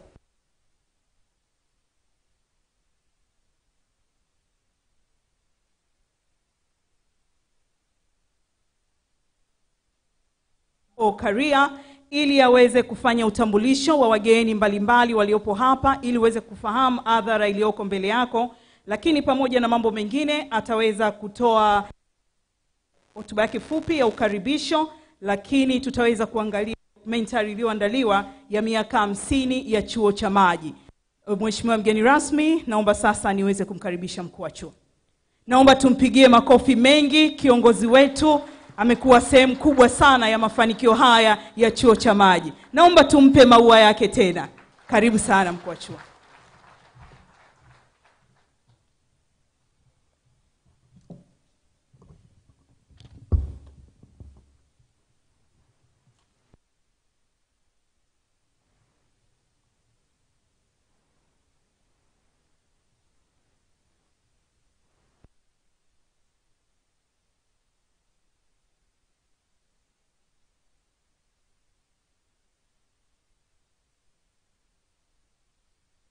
na mwenyekiti wa Global Water Partnership Southern Africa.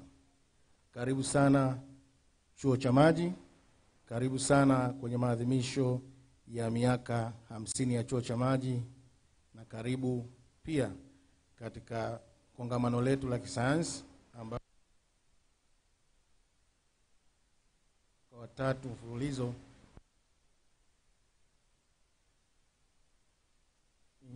itakuwa kutambulisha wageni ambao wako pamoja na sisi siku ya leo, na kisha nitatoa maneno mafupi ambayo yana eneo na tumefika hii leo kuadhimisha miaka 50. Mheshimiwa mgeni rasmi, Tumebahatika leo kuwa na wewe katika siku muhimu sana. Tumefarijika sana. Naomba makofi mengi sana kwa mheshimiwa mgeni rasmi. Umetuheshimisha sana, umefanya tukio hili liwe na historia nyingine tunapotazama miaka 50 inayokuja mbele yetu. Na naibu katibu mkuu Injinia Mwajuma Waziri,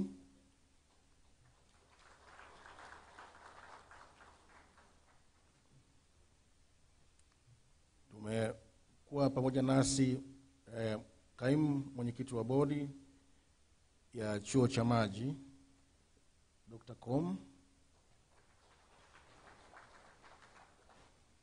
Tumefanikiwa kuwa na Engineer Futakamba ambaye ni bodi ya MAJI.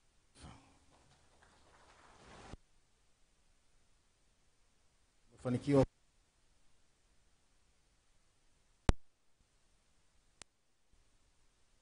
naweza ambao ni marafiki sana.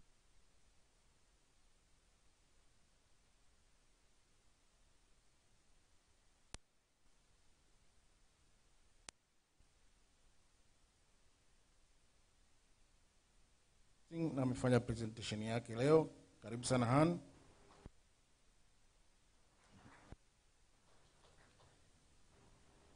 Nitambue uwepo wa wakuu wa bodi mbalimbali za sekta. Nitambua pia uwepo wa viongozi wa dini. Natambua uwepo wa management ya Wizara ya Maji. Natambua uwepo wa wakuu wa taasisi mbalimbali.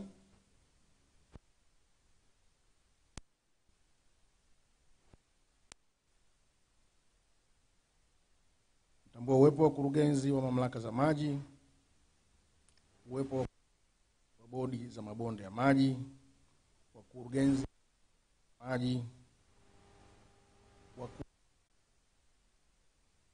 waasisi mbalimbali na wafanyakazi wastaafu wa chuo cha maji,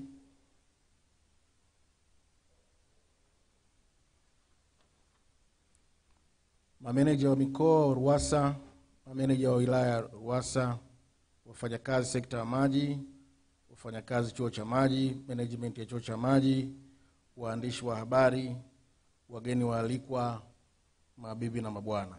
Karibuni sana katika sherehe zetu za maadhimisho ya miaka 50 na kongamano hili ambalo leo hii tumeliunganisha pamoja na sherehe kubwa ya miaka 50. Kwa hiyo ni kongamano muhimu sana ambalo litakuwa na historia kubwa kwa kuwa limeangukia kwenye miaka yetu 50.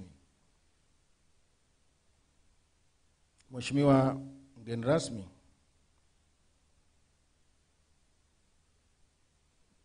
mbele yako unaoona ni wadau wa maji, lakini ni watu ambao kwa kweli wamekuwa na mchango mkubwa tunapokuwa na platform kama hizi. Lakini kipekee kabisa ni shukuru wizara ambayo imekuwa pamoja na siku zote na majukumu kama haya. Mheshimiwa mgeni rasmi, kama nilivyotangulia kusema awali, wana sekta ya maji, tunatambua pia wewe maji kama waziri wetu wa maji 90 mpaka 95, na ni mdau ambao kazi za maji. Tutaendelea sana kugonga milango kwako, kuomba busara zako, tuendelee kuchota busara zako wakati tunafanya shughuli hizi za maji. Tumeshukuru sana kwa kukubali kuwa mgeni rasmi katika siku ya leo, na niseme tu chuo cha maji kiliasisiwa mwaka 74, ambapo ni muda mrefu sasa. Leo tukiunganisha na hii kongamano letu lina theme inayosema maji na usafi wa mazingira katika ulimwengu unaobadilika, yani water and sanitation in a changing world. Kongamano hili linafanyika leo tarehe 31 lakini tutakwenda mpaka tarehe 2 Februari. Hivyo nitoe shukrani zangu za dhati sana kwa niaba ya chuo chetu cha MAJI, na vile vile natoa shukrani kwa management ya wizara. Lakini niseme awali ya yote, chuo cha MAJI kimekuwa na historia kubwa. Nasema historia kubwa kwa sababu ndio chuo ni miongoni ya vyuo vya kwanza kuanzishwa barani Afrika kwa ajili ya kutengeneza wataalamu. Historia hii inaanzia mnamo mwaka 1966 chini ya division ya maendeleo ya maji na umwagiliaji, yani Water Development and Irrigation Division. Katika wakati huo hakukuwa na wizara inahusika na maji moja kwa moja. Hivyo katika division hii kulikuwa na kitengo kinachohusika na utafiti na mafunzo. Kitengo hiki katika kufanya utafiti kiliona kuna upungufu mkubwa wa wataalamu katika sekta ya maji, na hivyo kuanzisha kutoa mafunzo ili kuzalisha wataalamu ambao watasimamia sekta ya maendeleo ya maji na umwagiliaji. Hivyo mnamo mwaka 1967 walianza kutoa mafunzo kwa wanafunzi.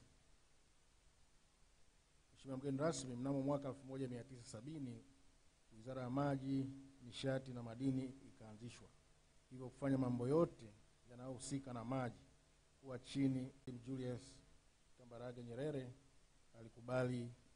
aliridhia wazo la katibu mkuu wa kwanza Bwana Frederick Garulila, ambaye alijenga hoja ya kuanzishwa chuo cha maji ili kuendelea kusapoti program ya maji vijijini, program ya miaka 20 ambayo ilianza mwaka 71 na ilienda mpaka mwaka 91.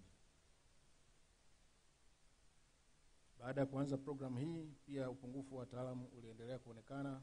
Kwa hiyo kufanyika jitihada nyingi mbalimbali, ikiwemo pia hata kusomesha vijana wa Kitanzania nje ya nchi ili kuhakikisha kwamba ule upungufu haupo au unakwenda kwa kiasi cha chini zaidi.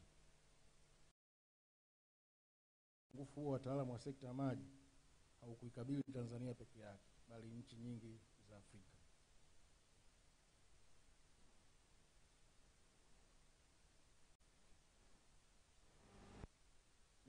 Mgeni rasmi, kama nilivyoeleza hapo juu, chuo hiki kimekuwa ni muhimili kwenye sekta ya maji kwa sababu kimekuwa na mafunzo yanayotoka kuanzia ngazi ya chini kabisa.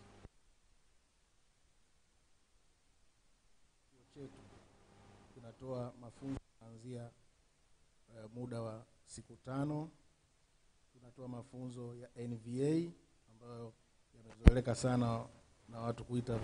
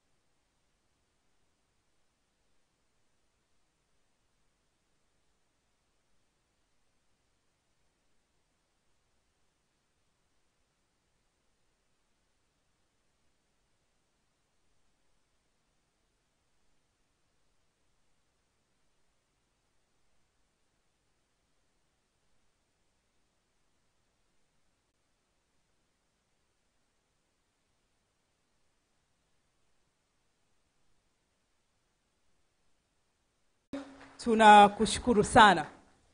Mheshimiwa mgeni rasmi, wakati tunaangalia documentary, tumeona viongozi wetu mbalimbali ambao wametangulia na kuongoza chuo chetu cha MAJI, na Mheshimiwa mgeni rasmi, baadhi tuko nao hapa. Kwa nafasi hii naomba niweze kuwasimamisha, angalau watupungie, maana wako hapa mubashara. Karibuni muweze kusimama viongozi wetu mliokuwa wakuu wa chuo. Wako pale kulia, naomba tuongezee makofi. Tunawashukuru sana na mmependeza sana. Tunashukuru kwa mchango wenu mkubwa ndani ya chuo chetu cha MAJI.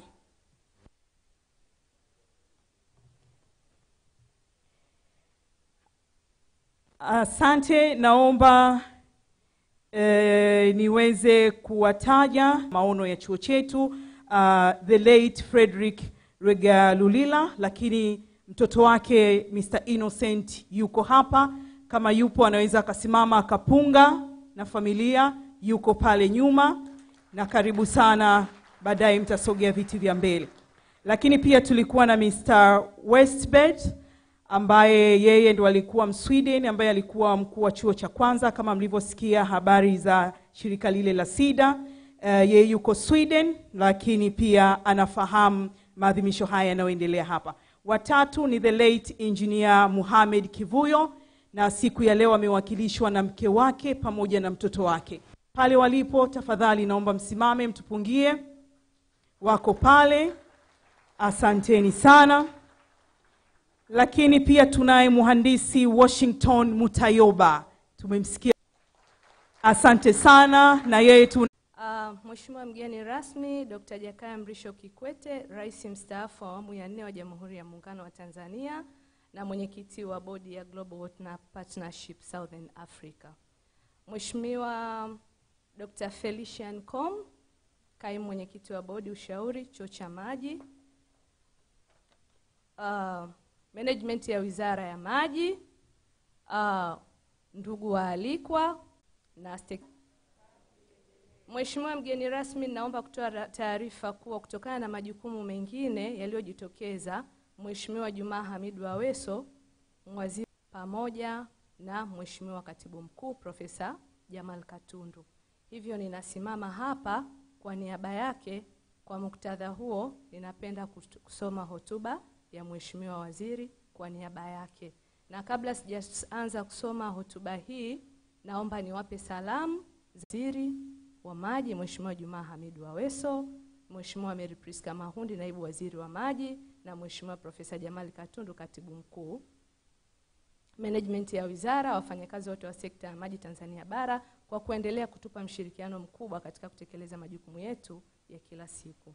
Mheshimiwa mgeni rasmi, nitumie fursa hii kumpongeza Dr. Felician kwa MAJI pamoja na wajumbe wa bodi kwa kuwa washauri wazuri wa wizara katika uendeshaji wa chuo hiki. Tuna imani kubwa na nyie na tunaamini mtaendelea kutekeleza majukumu yenu ya bodi kwa weledi uliotukuka kwa mustakabali wa chuo na taifa kwa ujumla. Vile vile nampongeza Dr. Adam Karia, mkuu wa chuo cha MAJI, management ya chuo na wafanyakazi wote kwa kazi nzuri mnaoendelea kuifanya katika kuhakikisha chuo kinaimarika. Jitihada za pamoja na ushingine, wenye viti wa bodi za taasisi mbalimbali, wakuu wetu wa vyuo mliopita chuo chetu cha MAJI, wadau wa maendeleo mbalimbali.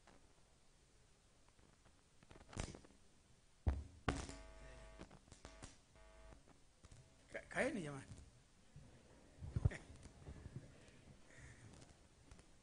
Nilikuwa naiogopa hii mic, maana naweza kutumia nguvu bila maarifa alafu nikaivunja. Ndugu naibu katibu mkuu wa Wizara ya Maji, Injinia Mwajuma Waziri, kaimu mwenyekiti wa bodi ya ushauri ya chuo Dr. Felician Komu, mkuu wa chuo Dr. Adam Karia, wajumbe wa bodi ya maji, elimu ya juu na vyuo vikuu, wakuu wa chuo waliopita, Washington ilikuwa naye wakati wangu mimi nikiwa waziri.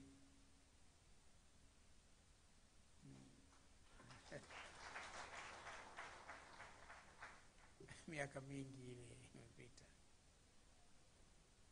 Wakurugenzi wa mabonde ya maji, mamlaka ya maji za maji Tanzania bara na visiwani, wageni waalikwa, waandishi wa habari, mabibi na mabwana, na wasalimu kwa jina la Jamhuri ya Muungano wa Tanzania.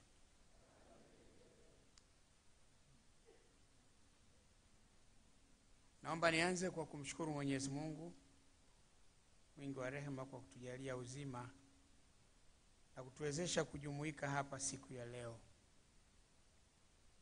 Pili, napenda kumshukuru waziri pamoja na board ya ushauri na management ya chuo kwa kunialika na kunishirikisha na mimi kwenye maadhimisho ya miaka 50 ya uhai wa chuo cha MAJI. Nawashukuru kwa kunipa fursa ya kufika kwenye mazingira ya chuo. Tena mara ya mwisho nilitembelea pale wakati ule kinaitwa Rogarulia Water, nilipokuwa waziri wa maji. Nilikuwa waziri wa maji toka mwaka 1990 mpaka Disemba 94. Hiyo siku nyingi zilizopita. Mimi najua mambo ya miaka ile, mambo ya sasa haya na mimi nayasoma tu. Lakini sababu na hilo imenipa heshima kubwa ya kufungua kongamano la kimataifa la kisayansi la maji lililoandaliwa na chuo hiki.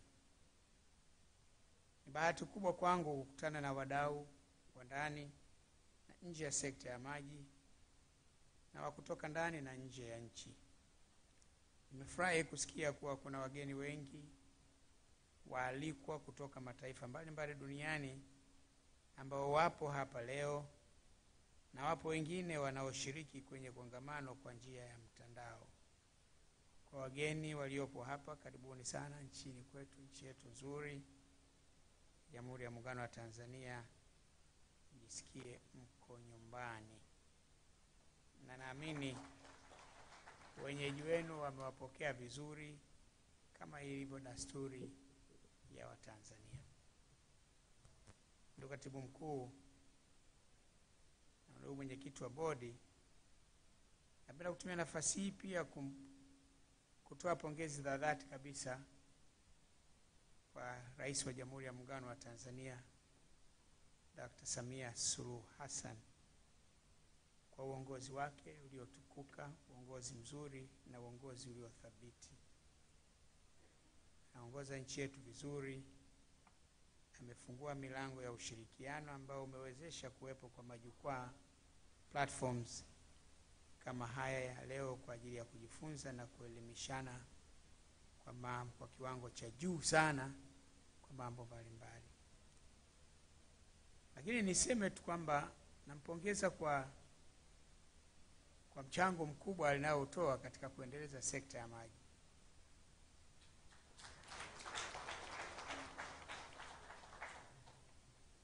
Mimi nilikuwa waziri wa maji 1000, lakini kabla hapo niseme pia nampongeza Mheshimiwa Waziri kwa kiongoza vyema wizara hii ambayo ni muhimu, ina umuhimu wa aina yake kwa ustawi na maendeleo ya nchi yetu na ya watu wake. Halikadhalika natoa pongezi nyingi kwa bodi ya ushauri ya chuo na management ya chuo kwa uongozi wao mzuri. Kwa namna pekee na kupongeza sana Dr. Karia kwa ubunifu wako, kwa uongozi wako mzuri wa taasisi hii ya elimu ya juu. Nawapongeza kwa mageuzi makubwa ambayo yamefanyika hapa, tumeyaona, tumeyasikia.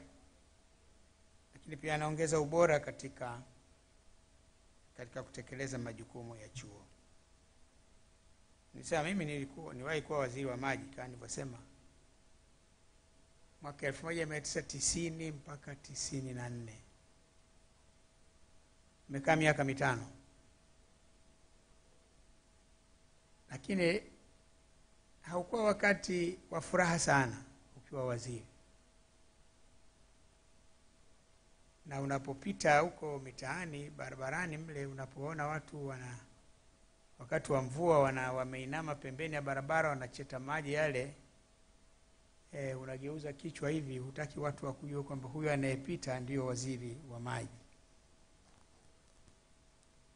Lakini changamoto yetu kubwa ilikuwa ni bajeti ndogo ya kutekeleza miradi ya maji. Mimi nilipokuwa waziri, kuna miradi ilianza mwaka 1974. Bwawa la Uchama. Unajua Uchama nyinyi? Mmeshawahi kusikia? Na nikasema ndio. Wapi? Bwawa la Uchama Nzega.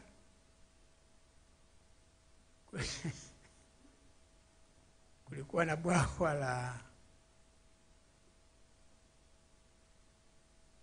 Meatu.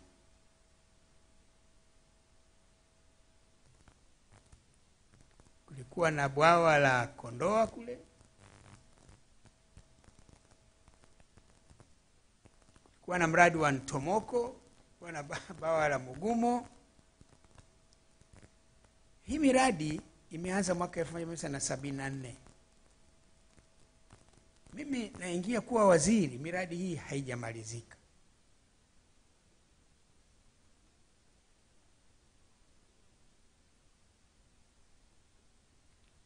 Mwaka 1990 ukitoa 1974, miaka mingapi? Hii vijana wadogo, pigeni hesabu za haraka.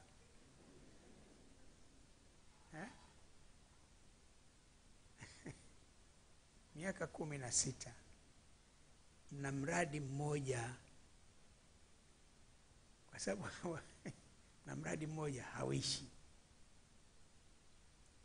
Kwa hiyo nakwenda bungeni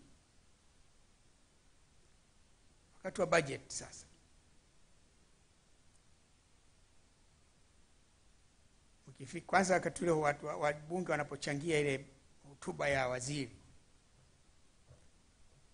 sasa mimi kama sikupata pesa za kutosha kumaliza bwawa langu la Mwisanga, hapatakuwa hapatoshi hapa. Sitaunga mkono hoja mpaka bwawa la Meatu liishe, bwawa la Mugumo liishe. Nafika ile anasema committee of supplies ile, kwa sasa bunge linapokaa kama kamati kupitisha yale makadirio yale. Anapoanza speaker yule mwenyekiti tu kutaja pale, wanasimama wabunge wengi, kila mmoja mimi natoa shilingi.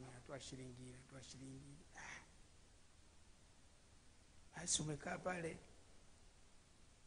na kwa tafsiri ni kwamba mbunge akitoa shilingi, kupitishwa kwa bajeti ile kumesimamishwa mpaka mbunge atakapo withdraw au bunge litakapopiga kura kukataa hoja yake ya kuizuia ile shilingi.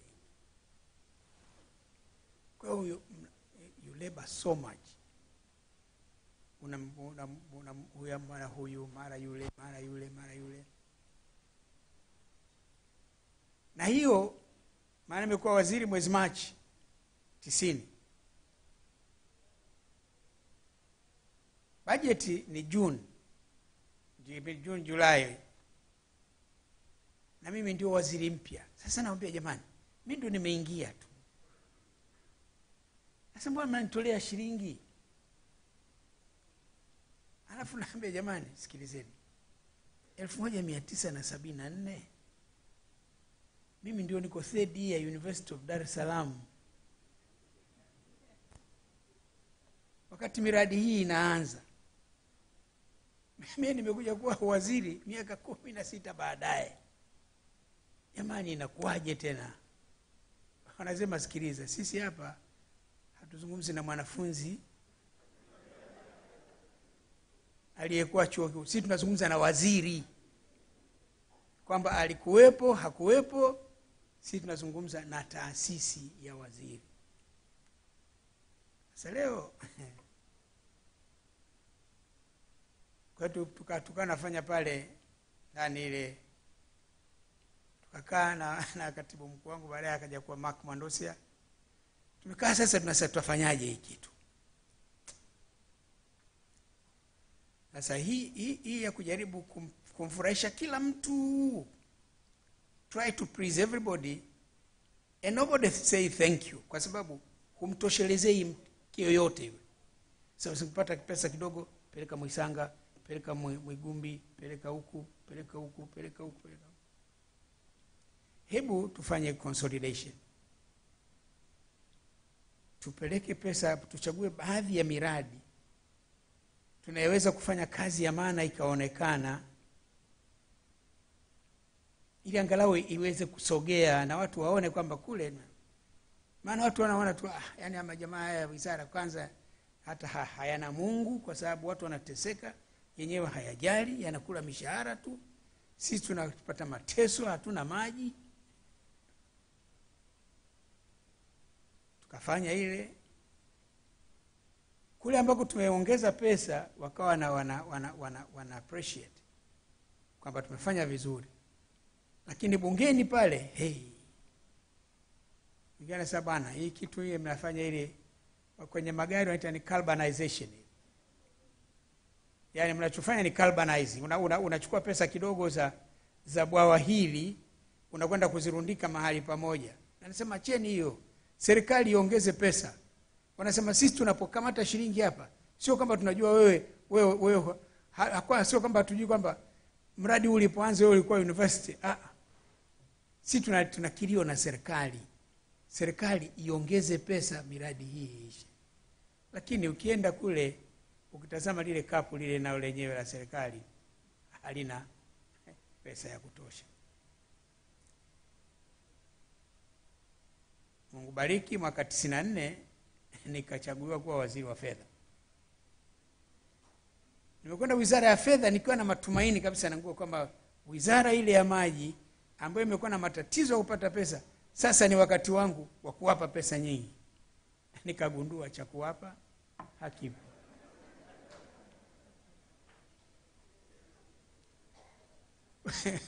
Kwa hiyo unaongeza kidogo, unaongeza kidogo,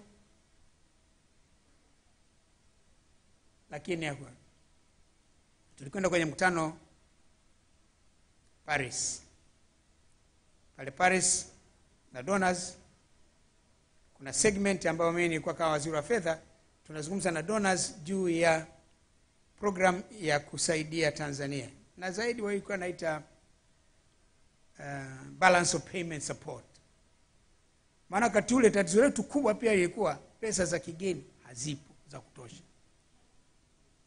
Kwa maana tunazungumza na donors juu ya kupata support ya fedha za kigeni. Inaitwa balance of payment support. Sasa mnakwenda pale, mna orodha yenu kwamba matumizi yenu ya pesa za kigeni kwa mwaka ujao wa fedha itakuwa kiasi gani? Itakuwa kiasi hiki. Nyinyi wenyewe mnaweza kukusanya kiasi gani? Tukiuza korosho, tukauza bei, tukauza chai, tukauza kahawa.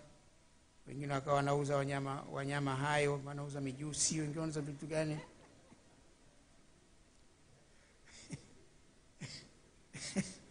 Utalii, tutakusanya kiasi hiki. Kwa ile gap iliyokuepo ile bakaa ile, ndio sasa wale donors wanakaa moja, anasema nitakupa kiasi hiki, tutatoa kiasi hiki, tutatoa kiasi hiki, tutatoa kiasi hiki, alafu naona kama imetimia.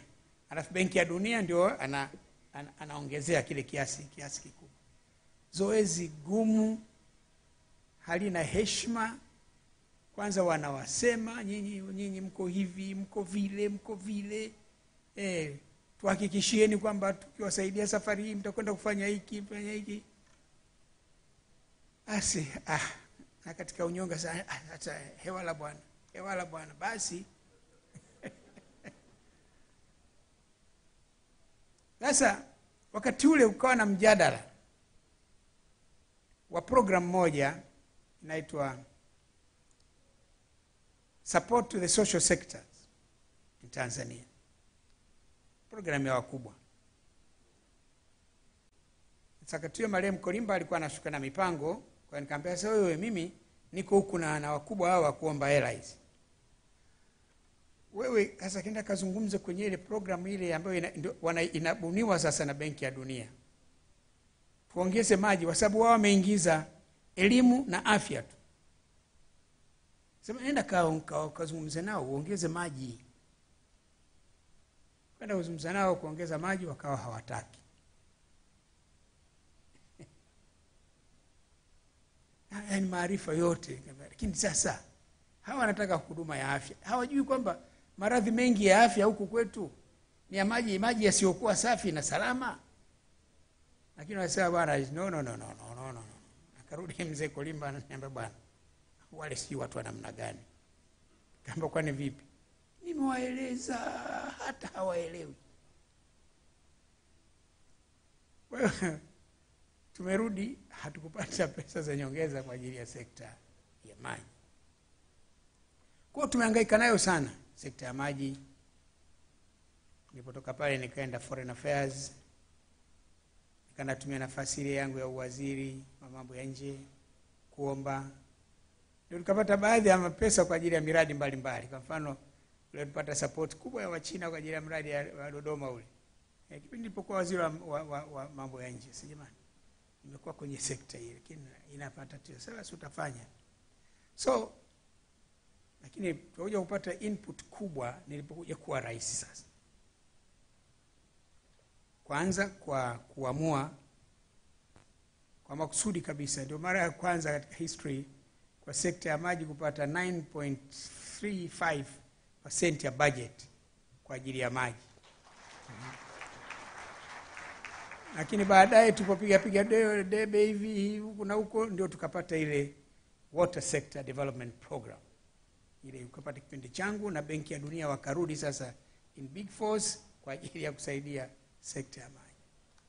Lakini sasa sekta ya maji inaangaliwa vizuri zaidi, lakini kwa sababu mapato ya serikali yameongezeka.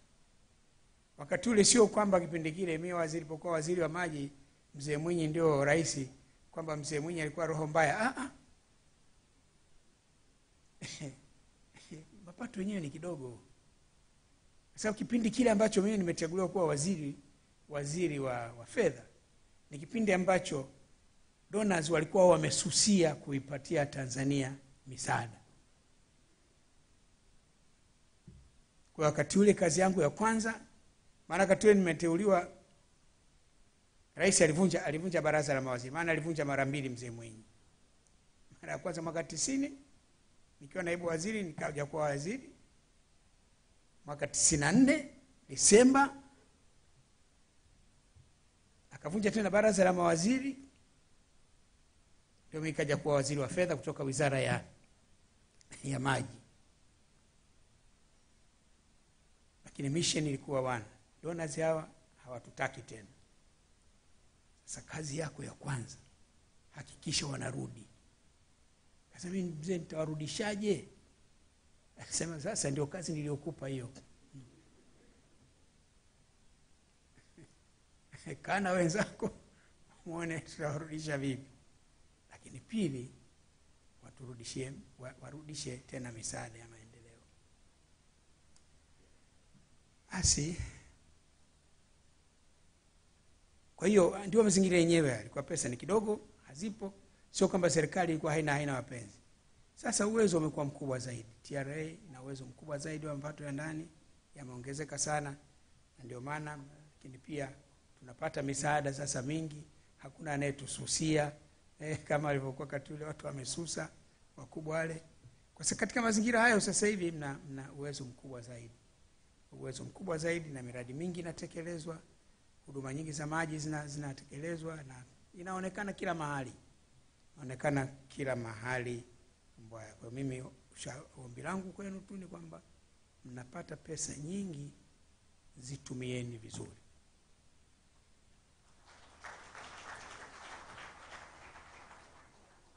Zitumieni vizuri. Zitumike kwa malengo yaliyokusudiwa.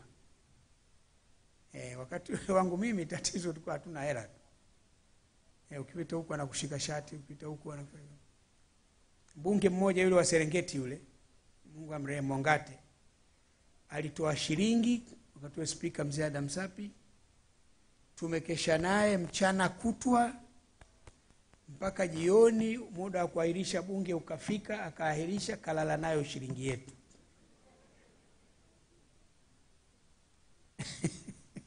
Tumerudi asubuhi usiku ule tukatumia kazi kubwa ya kuzungumza naye, kunegotiate naye mpaka tukaelewana. Nikamwambia bwana, lakini sasa wewe Mongate, si unajua mimi waziri mpya sana najua.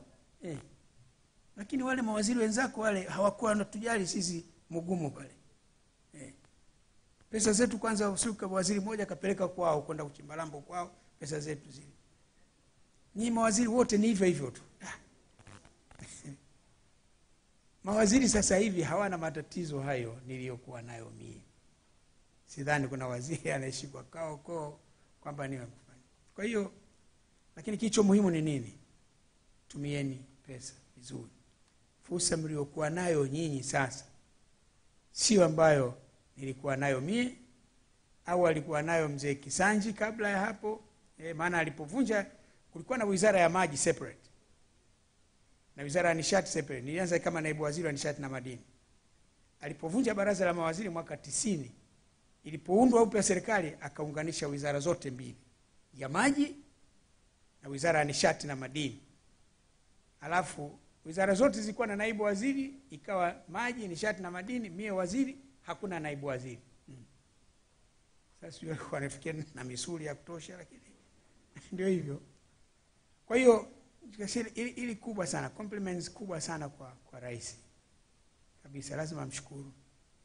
Ana moyo wa kupenda maendeleo ya sekta ya maji. Anaiishi kauli mbiu yake ya kumtua mama ndoo kichwani. Mnapata pesa nyingi, rai yangu kwenu, zitumieni pesa hizo vizuri. Mwenzenu mimi nilipokuwa waziri, wakati sikuwa na luxury kama mliokuwa nayo nyinyi. Nyinyi leo waziri hata mkimuomba anasema nitawaletea. Ana hakika tu akizunguka huko akienda kwa mama kuna huko sasa hizi hapa. Mwigulu mpe huyu. Basi. Na Mwigulu hana tabu kwa sababu ziko nyingi sasa. Lakini wakati ule hakuna. Siku moja tuko cabinet nilipokuwa waziri wa fedha. Mzee Sarungi alikuwa waziri wa afya. Najadili sasa budget. Akainua mkono akasema, rais, huyu waziri wa fedha, huyu anyoosha kidole, huyu hana Mungu. Huyu hana Mungu, hamwamini Mungu. Mimi nina wagonjwa hospitali, huyu hanipi kula chao wala pesa za kutosha zamani. Lakini hivyo waziri wa elimu naye sana watoto kule wakandarasi wanatishia kule. Waziri wa gerezani kule wakandarasi wanatishia kutokupeleka huduma. Ilikuwa maisha yale.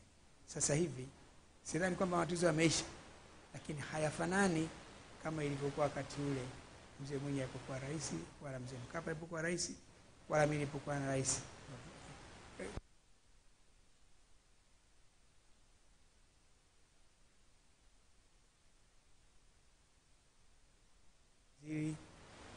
Jumaa Aweso na wanafanya kazi nzuri. Lakini kama alivyosema kwenye hotuba yake, muendelee kumuunga mkono na kumuunga wajibu wenu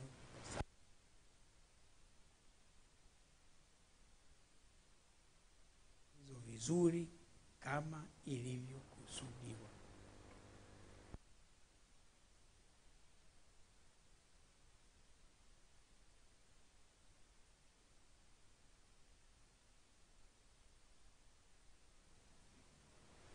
Ni jambo la dhahiri kwamba katika miaka 50 ya chuo hiki kimekuwa taasisi ambayo inaendelea kuimarika.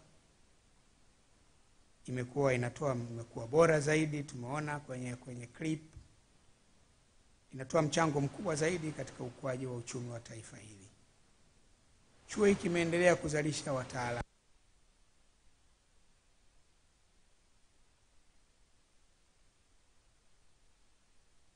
sekta. Chuo kimekuwa kinatoa wahitimu kama ilivyoelezwa wa stashahada, ndio certificate stashahada, diploma, shahada, na sasa mnatoa wa shahada ya pili. Kwa hakika taasisi hii inatoa mchango mkubwa. Imeshatoa wataalamu 6,100 na ngapi? Nilikuwa naandika pale. 6,164 katika uhai wake. Sio wataalamu kidogo. Hatukuwa na capacity ya ndani ya kutrain watu wetu. Maengineer wengi tuliokuwa nao wakati wangu mimi nikiwa waziri ni wale ambao ndio kina Mutayoba ambao walifundishwa na India. Engineer wale trained in India, na hofu yangu kubwa ikawa kwamba hii ni generation ya pamoja. Ilifundishwa yote kwa pamoja, wakarudi sasa ndio wamekuwa wakurugenzi wizarani, wamekuwa ni engineers wa mikoa huko wa wilaya. Nasema lakini hawa wakati wa kustaafu watastaafu kwa pamoja. Ile kundi la Sai lile na wenzake lile walipostaafu wameondoka wote kwa pamoja. Kwa hiyo kazi kubwa ilikuwa kama nchi ni nini tutakachokifanya ili tuweze kujenga uwezo wa ndani wa kutrain watu wetu. Nafurahi kwamba capacity hiyo imejengwa. Sasa nilikuwa namuuliza pale, tuna maengineer wangapi sasa? Wanasema 35,000. Ambao wakati wa uhuru tulikuwa na maengineer 2 tu. Ndio maana nyinyi ambao mzalio sasa hivi, maana maneno mengi yanapigwa huko. Nchi hii toka uhuru wamefanya nini hawa? Nchi hii tumeirithi ina maengineer 2 tu. Leo tunao 35,000.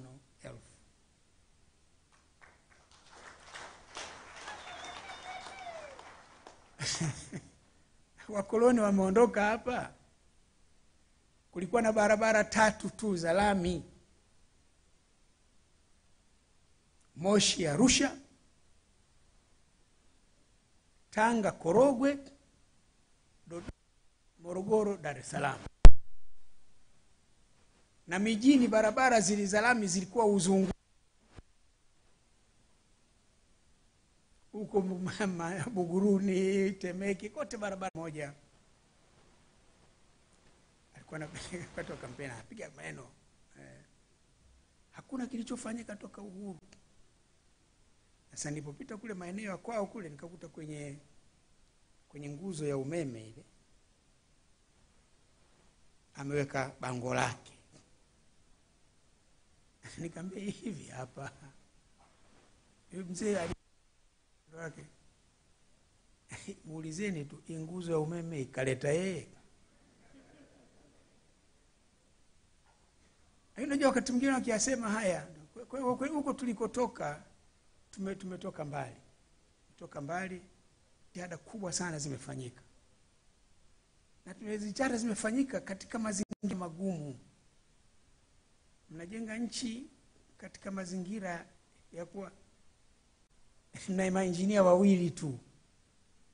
Lakini jitihada zimefanyika pole pole, kuwekeza mpaka tumefika hapo tulipofika. Kwa hiyo nyinyi mshukuru, mna uwezo mkubwa zaidi sasa. Tumieni vizuri. Kwa hiyo chuo hiki kimetoa mchango mkubwa. Lakini kinachonifurahisha pia ni kwamba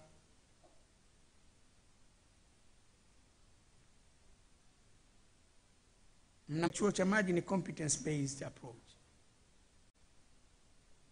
Bora ambao umewezesha kufanya wahitimu wa chuo hiki kuweza kuajiriwa na kuweza kujiajiri kwa urahisi pale wanapohitimu. Naomba muendelee na kuboresha mazingira ya kufundishia na mazingira ya kujifunzia ili wahitimu wenu waweze kuwa bora zaidi na kufanya vizuri kwenye soko la ajira. Maana moja ya changamoto kubwa kwenye taasisi zetu za elimu ni kutoa elimu ambayo soko la ajira haihitaji.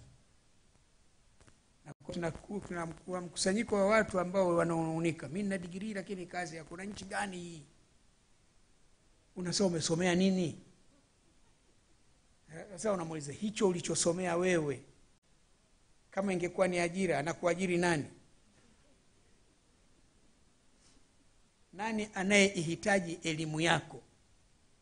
Unakuta hakuna, ila amepata sifa ya kuwa na yeye kapata degree. Sasa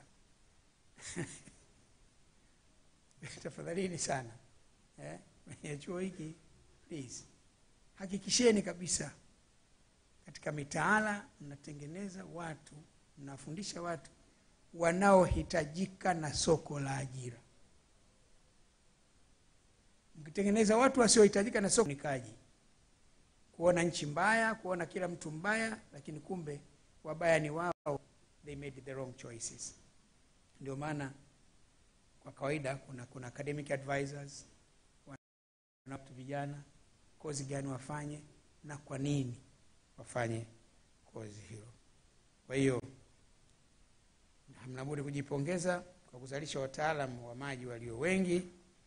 Mnachangia sana katika maendeleo, mnachangia utekelezaji wa dira ya maendeleo ya 2025, mnachangia katika mpango wa 3 wa maendeleo ya uchumi,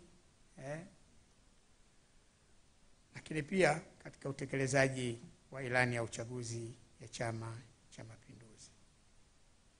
Nimefurahi kusikia chuo hiki kina ushirikiano na taasisi mbalimbali. Naeleza vizuri kwa chuo, naibu katibu mkuu katika hotuba ya waziri, na uhusiano na vyuo vikuu vya ndani na vyuo vingine vya elimu ya juu. Mimi ni mkuu wa chuo kikuu cha Dar es Salaam, na naona pale profesa,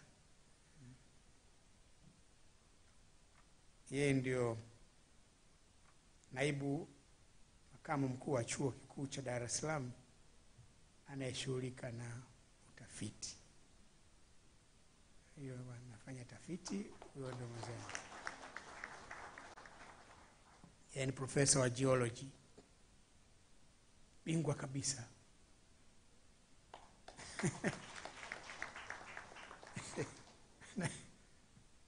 Na sisi tuna uhaba watu, maana huyo yuko peke yake tu pale profesa. Sasa nachowabana wale ni kwamba lazima tupate maprofesa wengine kwenye eneo hilo. Sasa na yeye ni mmoja wapo wa kufundisha watu wa PhD, wa senior lecturers, wa graduate, na wafanikiwe waweze kuwa professors. Kwa hiyo nimefurahi kwamba nashirikiana nao, sababu hata Mutayoba akasema alipata degree yake ya kwanza, amesoma na huku engineer hapa, amesoma University of Dar es Salaam, wote, sababu na sisi pale tunachuo tuna faculty kubwa kwenye faculty ya engineering, pia tunatoa engineer wa maji katika fani zote zile, wengine huko wa hydrology, wengine wao pale kuna complement. Ninyi mnapokazania zaidi mpaka hawa wa astashahada na stashahada, sisi tunapokea kutokea hapo kwenda juu. Kwa hiyo ni complementarity na chuo kile kipo kwanza ni jirani. Wakati mtu mwingine hawezi kujua, maana ukienda kushoto ndio chuo cha maji, ukienda kulia unaanza the big school of engineering ambako unaweza kwa. Kwa hiyo nimefurahi kwamba mna ushirikiano, lakini pia mna ushirikiano na universities za nje. Kuna profesa hapa kutoka the Netherlands, kuna profesa mwingine pale, kuna na mwingine na wengine hivyo. Hiyo cross pollination of ideas and knowledge ndio inayo build excellence katika academic institutions. Katika academic institutions mkijifanya nyinyi wenyewe mnatosha, mnabakia hivyo hivyo, ni institution ya kibongo bongo tu.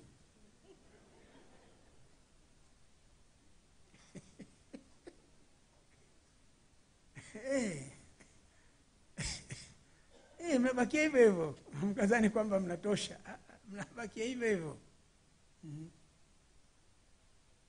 Mimi katika moja ya shughuli ninazozifanya niko kwenye program moja, ni kwenye advisory committee ya Harvard Ministerial Leadership Program. Program moja ya kutrain mawaziri waweze kuperform vizuri zaidi, waweze kudeliver vizuri zaidi. Lakini university lile kubwa lile, wale watu walioko pale wote si wa Marekani, wanachukua dunia nzima.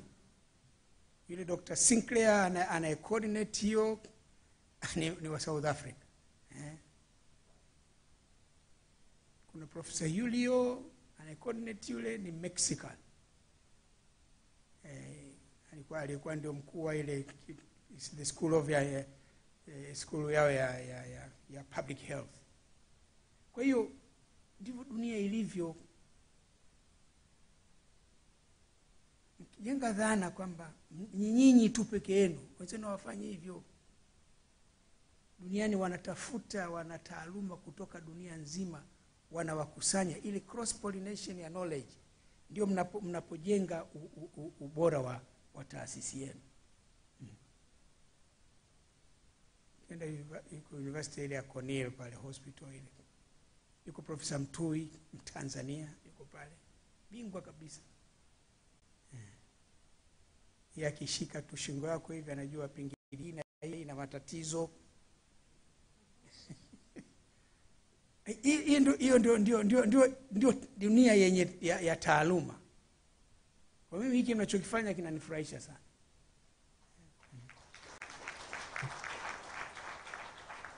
Ombi langu tu ni kwamba msikifanye tu kwenye makongamano,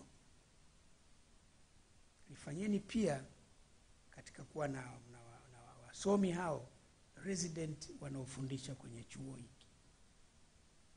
Na kwenye programs hizi uhusiano mzuri aliojenga Rais Samia. Ukizungumza na SIDA Sweden, kama ilivyokuwa wakati ule mpata profesa wa kwanza alianzisha, hata University ya Dar es Salaam yule mkuu wa chuo wa kwanza Professor Pratt, Mkanada yule. Kwa hiyo ndio nasema ndio hivyo. Yaani haya maingiliano haya kabisa lazima mjitahidi kuyajenga. Sisi University of Dar es Salaam tunajaribu kuyajenga. Tunachohangaika nacho tu ni kibali. Nacho imekuwa tabu. Pata kibali cha kuleta hao wataalamu wasomi wa nje waje kuja. Lakini ndivyo vyuo vya juu duniani kote. Vyuo vya juu vya duniani kote huko mnakokwenda mnakuta pale. Nakuta pale kwenda pale New York University pale, kwa Ghana pale ndio head wa economics department professor yule. Kwa hiyo tukijenga na maarifa hayo ndio tutakapata mabingwa. Wataalamu wetu wengi wa kwanza wamefundishwa India. Kupitia programu ya ushirikiano na India mnaweza kabisa wakawaletea hapa watu wakaja kwenye chuo hiki, wakaja chuo kikuu cha Dar es Salaam kwa ajili ya kutrain kama kina Dr. kina Sai na wenzake, kina Mutalemwa na nani wote walifunza programu hizo serikali, wakaja kwenye chuo chetu hiki, wakaja University of Dar es Salaam, wakatuongezea maarifa yale ya namna ya kufanya shughuli, tukawa na wataalamu waliokuwa bora zaidi. Hilo ni jambo ambalo limenifurahisha. Professor Edmond karibu, Han karibu.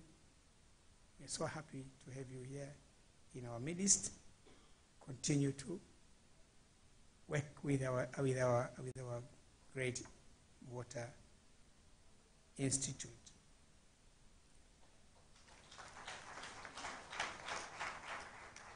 Jambo lingine lilonifurahisha kwenye katika leo ni kwamba katika mkongamano hili masuala ya tabia nchi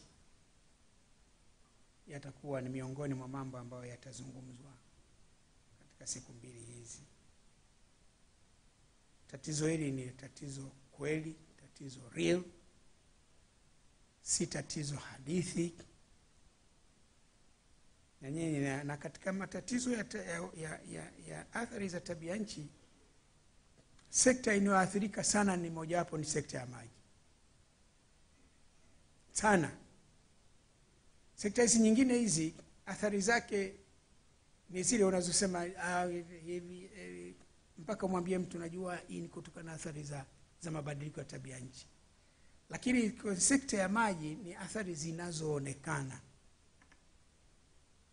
Moja, siku hizi ni kuongezeka sana kujirudia mara kwa mara kwa ukame.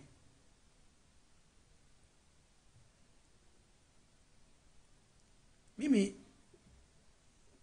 na wenzangu wa umri wangu tunavyokuwa tulizoea sisi ikifika tarehe 15 Machi mvua za masika zinaanza. Na mnajipanga hivyo. Kwa hiyo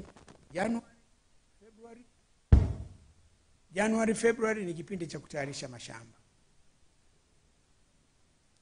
Mie mwana kijiji kule nalima. Mwaka wa juzi nilima eka 40. Haikuja mvua hata tone.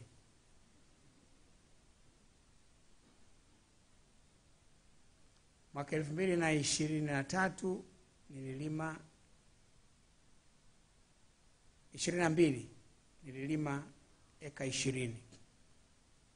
Mvua zimechelewa kuja, alafu zikaja sasa, zikaja off season. Kwa tukaanza kubishana. Nikawa nimeagiza mbegu kutoka ya kampuni ile Meru Agro. Zile mbegu zangu za mahindi zile za njano zile nzuri zile sana. Muda umepita. Sasa tukaanza kubishana. Wanaanza mzee tupande tu, nikamwambia bwana. Hakuna dalili kwamba mvua hizi maana ikaanza kutoa manyunyu hivi. Tupande. Kamba sasa hivi tumeshapoteza wiki 3. Tukipanda hatutafanikiwa. Tukabishana, mwisho nikasema nisionekane kwamba mvua zikaja zikawa nzuri alafu unaona mzee yule ubishi. Nikamwambia tupande eka 5 tu. Tumepanda eka 5. Mbegu zile zikaota. Ndio ikawa mvua ya mwisho haikutokea tena.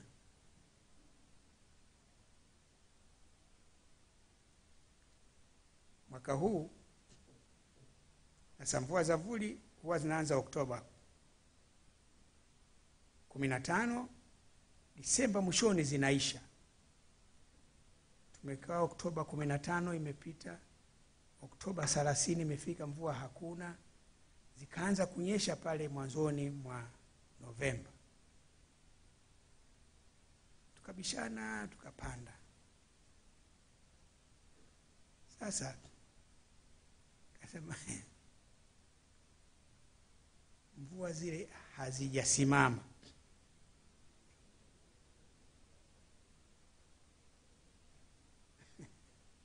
Zinanyesha sasa kila siku. Yaani haya mabadiliko ni real. Nilikuwa kijijini, nimekuja jana tu sababu naishughuli. Sasa tumekaa na wana kijiji wenzao wanasema sasa mahindi yanashindwa kukauka kwa sababu mvua hazisimami. Na kwa kawaida mvua za vuli inapokuja Januari, tayarisha mashamba sasa kwa ajili ya mvua za mwezi Machi, mvua za masika.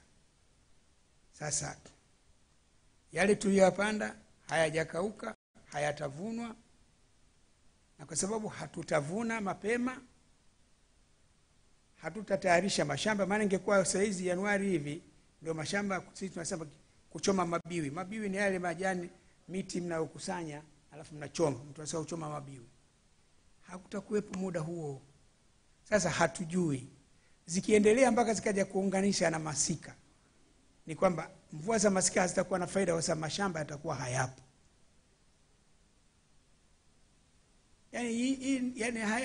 Hiyo ni mifano halisi tu, yani sio kitu ambacho unakaa unasema tabia nchi sio. pale pale mlima Kilimanjaro glaciers zimebaki 2 tu, na haijulikani kama mpaka 2050 zitakuwa bado zipo. Kwa ile snow cap tunaizungumza tutaiona kwenye picha tu za kuchora, lakini in real sense haitakuwepo. Kwa hiyo problem ni real. Sisi tunaweka pwani kwa Bagamoyo pale, tumekuwa na visima vya kuchimba. Visima vile vingi vimekufa kwa sababu maji sasa ni ya chumvi kabisa. Maji ya bahari yako kwenye vile visima. Kwa hiyo ni matatizo, ni masuala real. Kwa nini tuna mazingira hayo? Kuna watu wanaongeza hewa mkaa huko, sitaki kugeuza napiga lecture hapa, lakini hewa mkaa imeongezeka, ina trap carbon dioxide, joto limeongezeka. Tunatakiwa tusizidi 2 degrees Celsius, lakini wale ambao wanasababisha hewa mkaa iwe nyingi hawaonekani kuwa tayari kupunguza. Wanabishana wenyewe, aanze China au aanze India, aanze Marekani, aanze nani. Na kule Marekani serikali ikiwa Democrats wanaingia kwenye mkataba. Wakiondoka Democrats wanafuta ile mkataba uliokuwepo, wao business as usual, mkongoto. Biden amesign yule mkataba wa Paris. Uchaguzi mwaka huu, akishindwa Biden, akirudi Trump anafuta.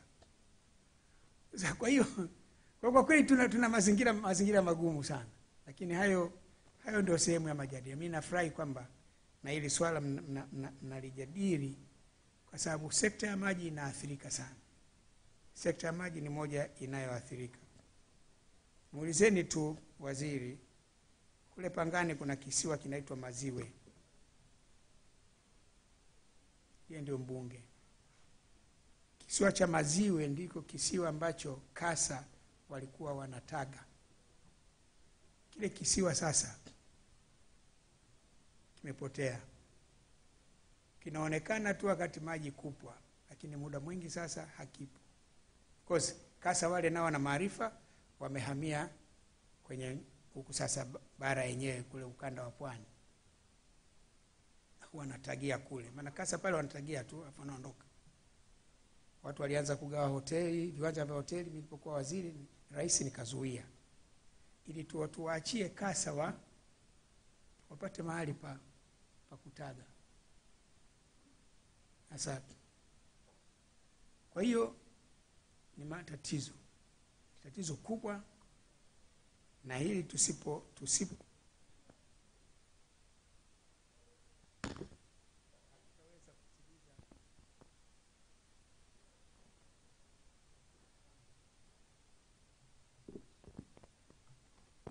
kuna mchawi huko nini? Tusipofanikiwa kukabiliana na athari za tabia nchi, malengo ya SDG 6 yani water and sanitation, hatutaweza kuyatekeleza. Na sisi tuna matatizo makubwa zaidi. Engineer Mbogo anajua mimi iko shirika moja limeundwa makao makuu yako Sweden kule. Mimi ni mwenyekiti wa board ya ukanda huu wa Southern Africa, lakini unaosimamia Afrika.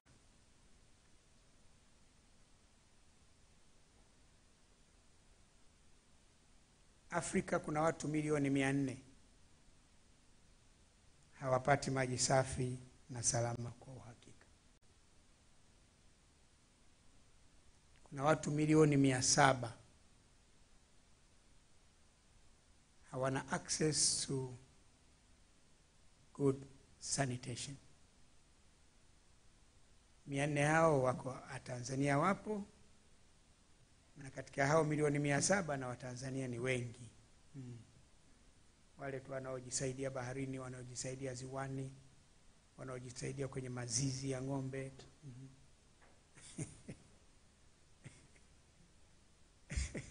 wako hapo. Kwa hiyo kazi kubwa na hiyo ni sehemu ya kazi zenu. Maana unajua problem nayochukiona kwa upungufu sasa, watu wa Wizara ya Maji wanaangalia watu mabomba ya maji, lakini hawajali hii aspect ya environmental sanitation.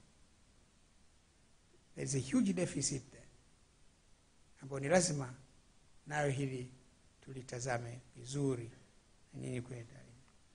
Kwa mimi na matumaini makubwa na kongamano hili, niwatakie kila la heri. Nawapongeza sana chuo kwa kuwa na jono, jarida lenu la Water Engineering Management and Policy, JEMPO, ambalo limekuwa jukwaa muhimu sana kwa kuchapisha mawasilisho ya tafiti zenu. Matumaini yangu ni kwamba jarida hili mlifikishe litambulike kimataifa.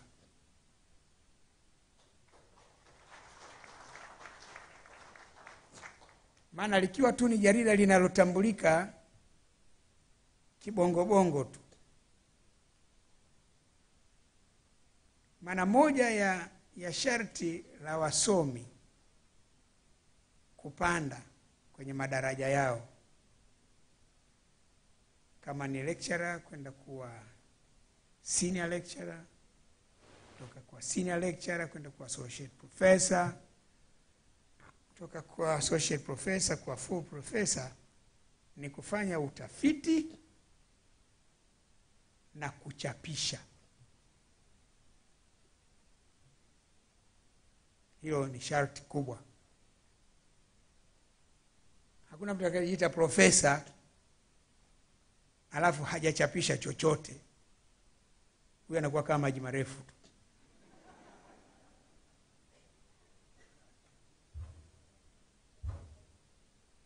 Lakini pia unachapisha kwenye majarida gani? Naona Profesa Nelson anapiga makofi. Mnachapisha kwenye majarida gani? Sasa huu mwanzo wa kuwa na jarida lenu ni mwanzo mzuri, lakini hakikisheni kwamba jarida hili linafika kwenye kutambulika kimataifa. Likishatambulika kimataifa tu, chapisho za mle ndani sasa zinapata hadhi ya kimataifa, na mnaweza kuzitumia kama msingi wa kumpandisha hadhi mhadhiri wenu, kutoka kuwa mhadhiri kwenda mhadhiri mwandamizi, na kutoka kwenye mhadhiri mwandamizi kwenda kuwa associate professor. Sasa haya ni mambo ya msingi. Haya ni mambo ya msingi kwenye taasisi ya elimu kuyazingatia. Vinginevyo tu kwamba tutakuwa na wahandisi wetu wenyewe tu, watu wetu wenyewe, lakini dunia inakataa kwa. Mimi katika maisha yangu, maana nimeishi sehemu nyingi, nilikuwa mkufunzi katika chuo cha taifa cha uongozi kile pale Monduli, to train platoon commanders, train company commanders, train high commanders.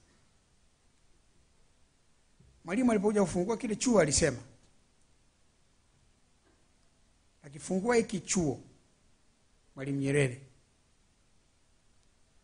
tunataka lieutenant anayetoka kwenye chuo hiki popote atakapokwenda duniani ahesabiwe kwamba ni lieutenant.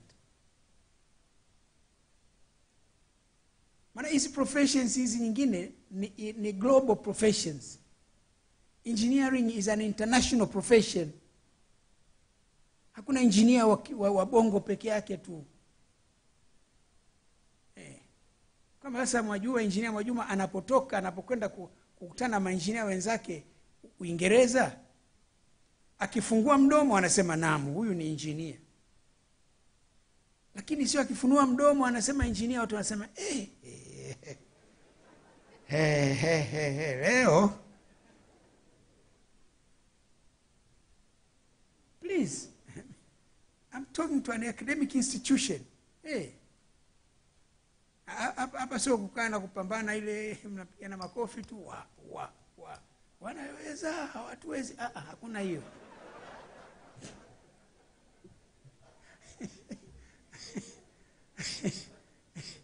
Hayo tuacheni sisi kwenye majukwaa ya siasa huko. Lakini hapa hakuna hiyo, wanatuweza, hawatuwezi.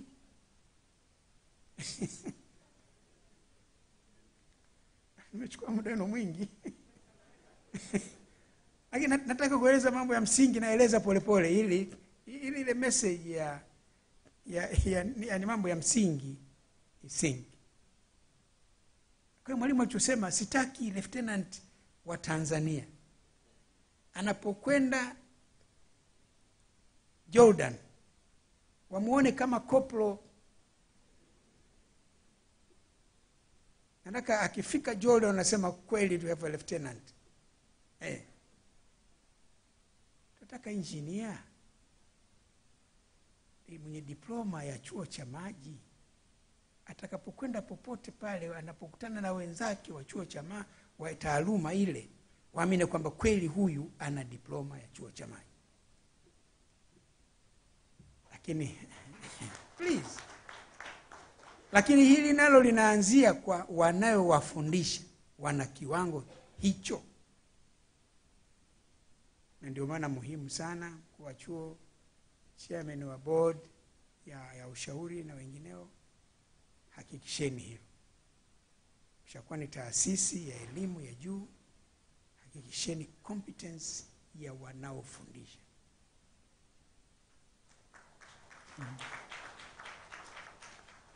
Profesa Nelson anajua pale wajirani zenu wajirani zenu upande wa kulia, ilo tunalipigia kelele sana. Wako na unajua mimi muda wote sijapandishwa cheo. Unafanya utafiti, unachapisha. Mimi naandika sana hizo makala. Sharti yake uchapishe, sio za sisi wenyewe tu kusoma hapa. Chapisha na zitoke kwenye majono ya makubwa ya dunia yanayotambulika kwenye taaluma. Ukifanya hivyo tu basi unastahili kupanda. Lakini kufanya tu ile tu inakuwa kama Msoga Times tu. Umeshapisha. Msoga ni kama uko kwenye mitandao ya kijamii. Kwa hiyo mimi nieleze tu kwamba kwa kweli nimefurahi, nimeshukuru kwa kunialika. Nimefurahi kwa kunishirikisha tena na chuo hiki ambacho katika kipindi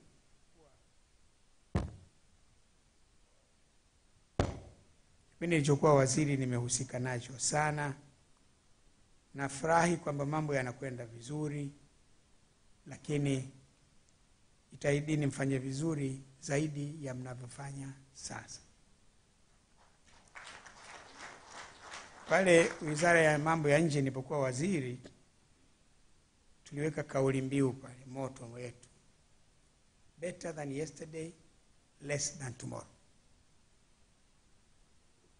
Kwamba tumefanya vizuri kuliko jana, lakini ni pungufu kuliko kesho. Kwa sasa tunashughulikia na ile kesho. Lakini yale ya jana maana yake kwamba kwetu sisi ni mafunzo. Ni mafunzo ya pale tulipokuwa na upungufu, pale tulipofanya vizuri tuna consolidate tufanye vizuri zaidi, pale tulipokuwa na upungufu tunarekebisha pungufu zilizokuwepo ili to deliver huduma iliyo bora kwa Watanzania ya diplomasia. Spirit hiyo inahusu taasisi yoyote ya serikali. Mmefanya vizuri sana, lakini ni pungufu kuliko vile ambavyo mtafanya kesho. Sasa hakikisheni kwamba huko kesho mnafanya vizuri zaidi kuliko mlivyofanya leo. Kwa mwelekeo wenu hamna tatizo ya hilo. Ipangeni vizuri, mhakikishe kwamba hayo mnayatekeleza. Naomba niungane na waliotangulia kuwashukuru wale wote waliodhamini kongamano hili ambao wamechangia sehemu kubwa ya gharama ya kuliendesha jambo lenyewe. Naomba niwataje. Kama nitakuwa nimesikuwataja baadhi, basi walioniletea orodha wamewasahau. Sio mie. Eura hapo. Thank you. Plasco, DUWASA, thank you. Nile Basin Initiative, hata kama hawapo lakini walichotuchangia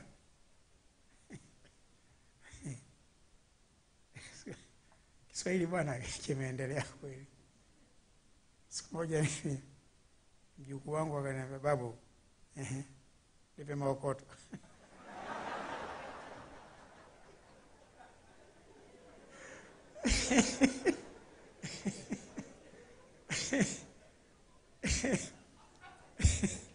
Kama sasa wanataka sasa, kwani kuna nini cha kuokota?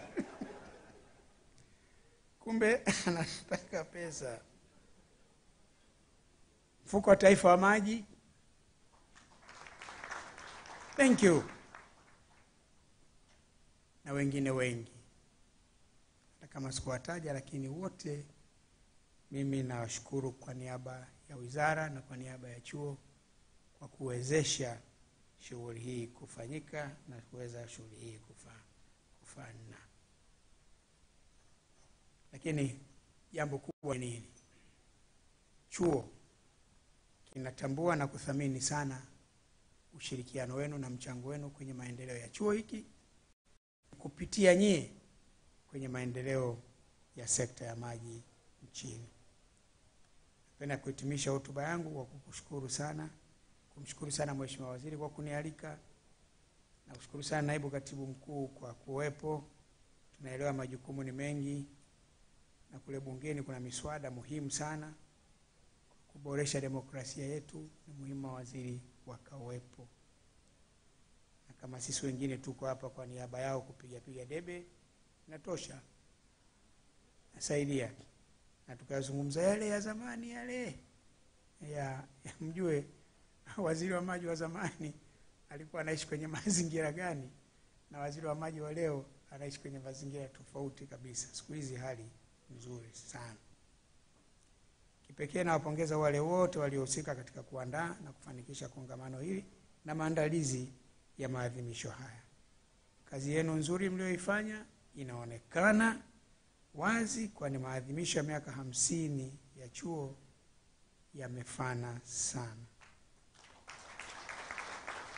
Baada ya kusema maneno yangu hayo mengi sana yaliyojaa na vibwagizo vingi, nasema sasa kongamano la 3 la kimataifa la kisayansi la maji pamoja na sherehe ya maadhimisho ya miaka 50 ya chuo cha maji imefunguliwa rasmi. Nawatakia kila la heri. Asanteni sana kwa kunisikiliza. Asante sana Mheshimiwa Dr. Jakaya Mrisho Kikwete. Naomba tuweze makofi mengi. Music tafadhali, akiwa anaendelea kutenda mkono na viongozi wengine. Naomba tuongeze makofi. Mama Samia ina baraka. Samia ina baraka. Samia ya Suluhu Hassan mama ya meremeta. Mama Samia ina baraka.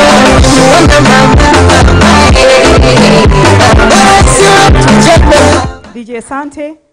Mheshimiwa mgeni rasmi, meza kuu na washiriki wote, karibu mweze kuketi. Mheshimiwa mgeni rasmi Dr. Jakaya Mrisho Kikwete, tunakushukuru sana kwa hotuba yako nzuri katika siku hii muhimu ya maadhimisho ya miaka 50 ya chuo chetu cha maji, lakini pia kuweza kutufungulia kongamano hili la 3 la kimataifa la kisayansi la maji. Tunashukuru kwa hotuba ambayo imejaa picha kubwa ya pale ambapo Wizara ya Maji imetoka au sekta ya maji, lakini pia tunashukuru kwa maelekezo yote ambayo umeweza kuyatoa kwa chuo na katika sekta hii ya maji. Tunakushukuru sana sana. Naomba tumpigie makofi. Na mheshimiwa, na vile vibwagizo vimetufaa kweli kwa siku ya leo. Tunashukuru sana. Mheshimiwa mgeni rasmi, sambamba na wadhamini ambao uliweza kuwataja na kuwasimamisha, tunawashukuru pia University of Dar es Salaam, naomba wasimame. Tunashukuru kwa kuweza kudhamini shughuli hii. Lakini pia tunao RUWASA. Tunawashukuru sana. Mheshimiwa mgeni rasmi, kwa ratiba ya sasa hivi naomba niweze kukaribisha band ina wimbo maalum wa pongezi kwa miaka 50 ya chuo cha Maji, na baada ya band tutaendelea na ratiba nyingine. Band, karibu sana.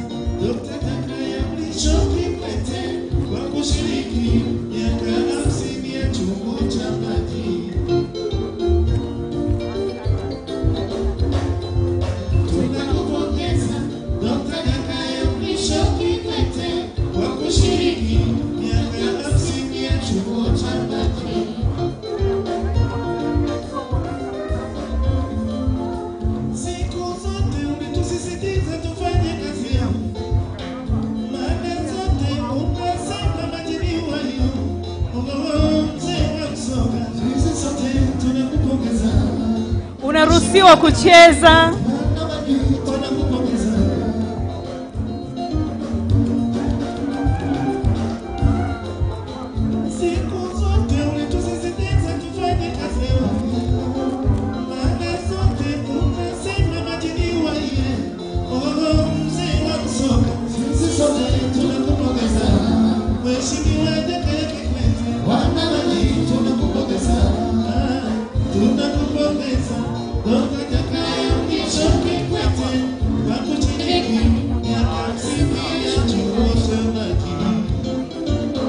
Naomba tafadhali tuendelee kukaa.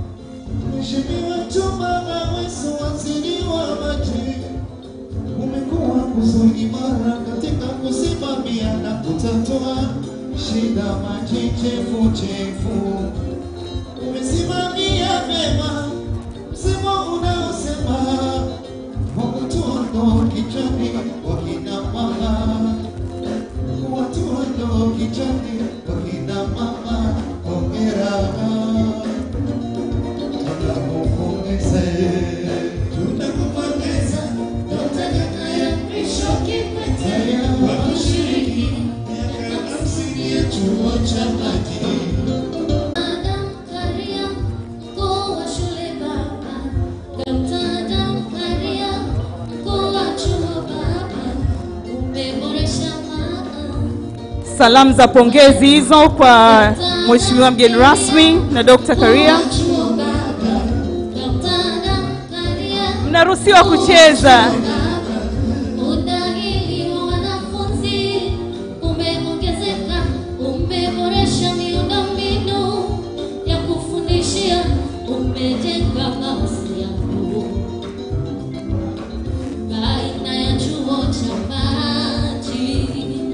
Watumishi chuo cha Maji, karibuni mbele.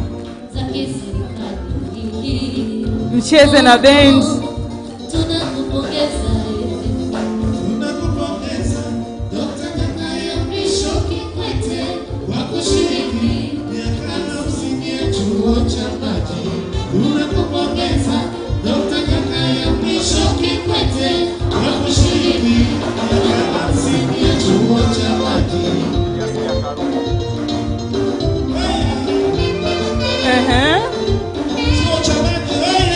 Oh yeah!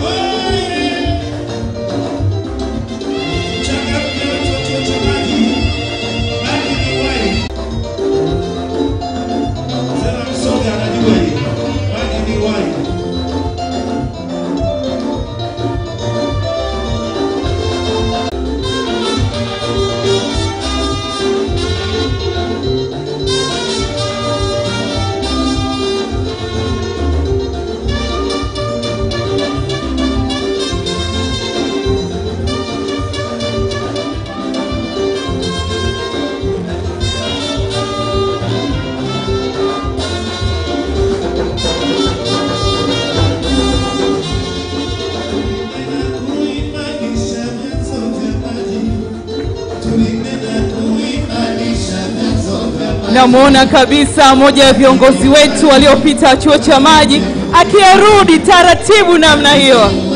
Karibuni tuungane naye.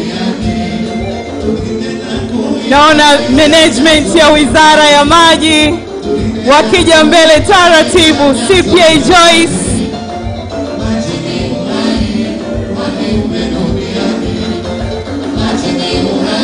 asanteni sana management ya wizara.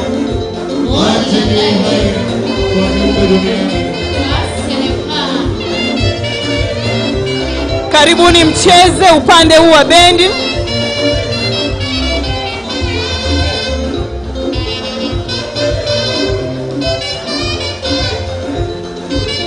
Chezea Wizara ya Maji wewe. Viongozi wetu wako vizuri, wako moto.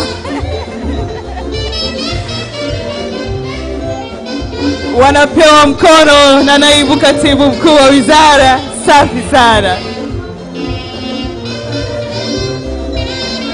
Naona kuna mkono pia hapa kutoka kwa mkuu wetu wa chuo.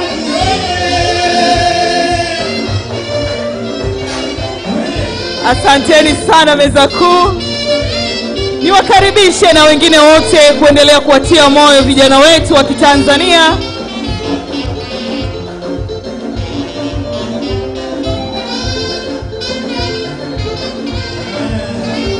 Viongozi wetu wa Wizara ya Maji mmetisha sana.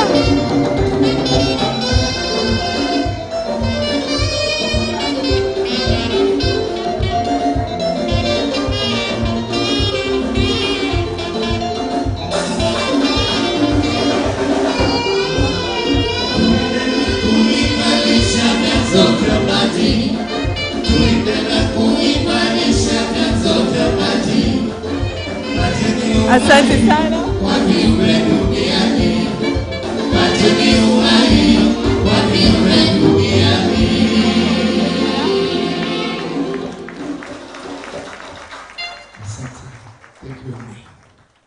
Asante sana band, naomba tuongezee makofi. DJ karibu kwa wimbo mfupi. Kuna mambo tukio tunayoweka sawa.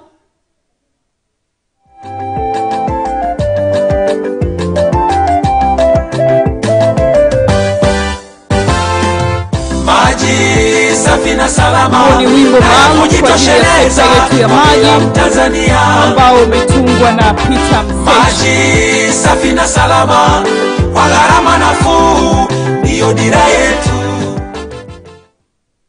Asante sana Mheshimiwa mgeni rasmi. Zoezi linalofuata sasa hivi niweze kukuomba kwa heshima na unyenyekevu mkubwa wewe pamoja na meza kuu kuweza kushuka katika eneo hili la chini ambapo kuna keki imeandaliwa hapo ya maadhimisho ya miaka 50 ya chuo cha maji, ambapo Mheshimiwa mgeni rasmi utatusaidia kuweka ishara ya kuweza kuikata ikiwa ni sehemu ya kusherekea miaka hii 50 ya chuo cha maji. Lakini baada ya zoezi hilo la keki pia utaweza kupata nafasi ya kutoa tuzo mbalimbali kwa siku hii ya leo. Mheshimiwa mgeni rasmi, kwa heshima na unyenyekevu mkubwa ni kuombe na meza kuu muweze kushuka eneo hili la chini. Naomba tuwapigie makofi. DJ tafadhali wimbo. Sitaweza kusahau mimi mambo mema ya kwetu hakika.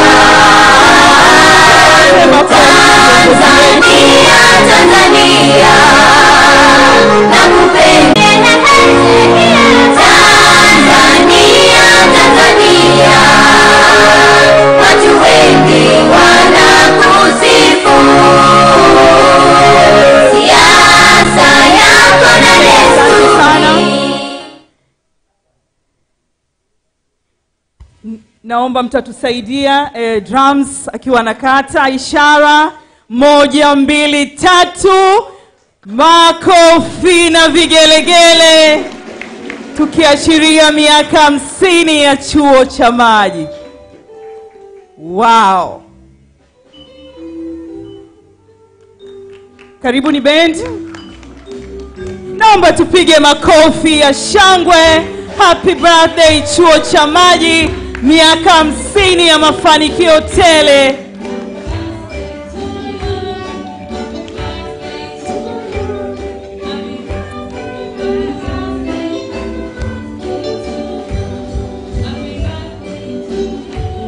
Nisikie vigelegele kutoka kwa wanawake chuo cha Maji.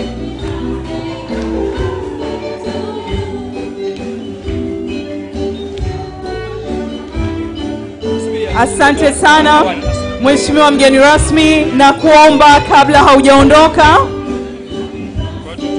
kuna zoezi linalofuata la zawadi.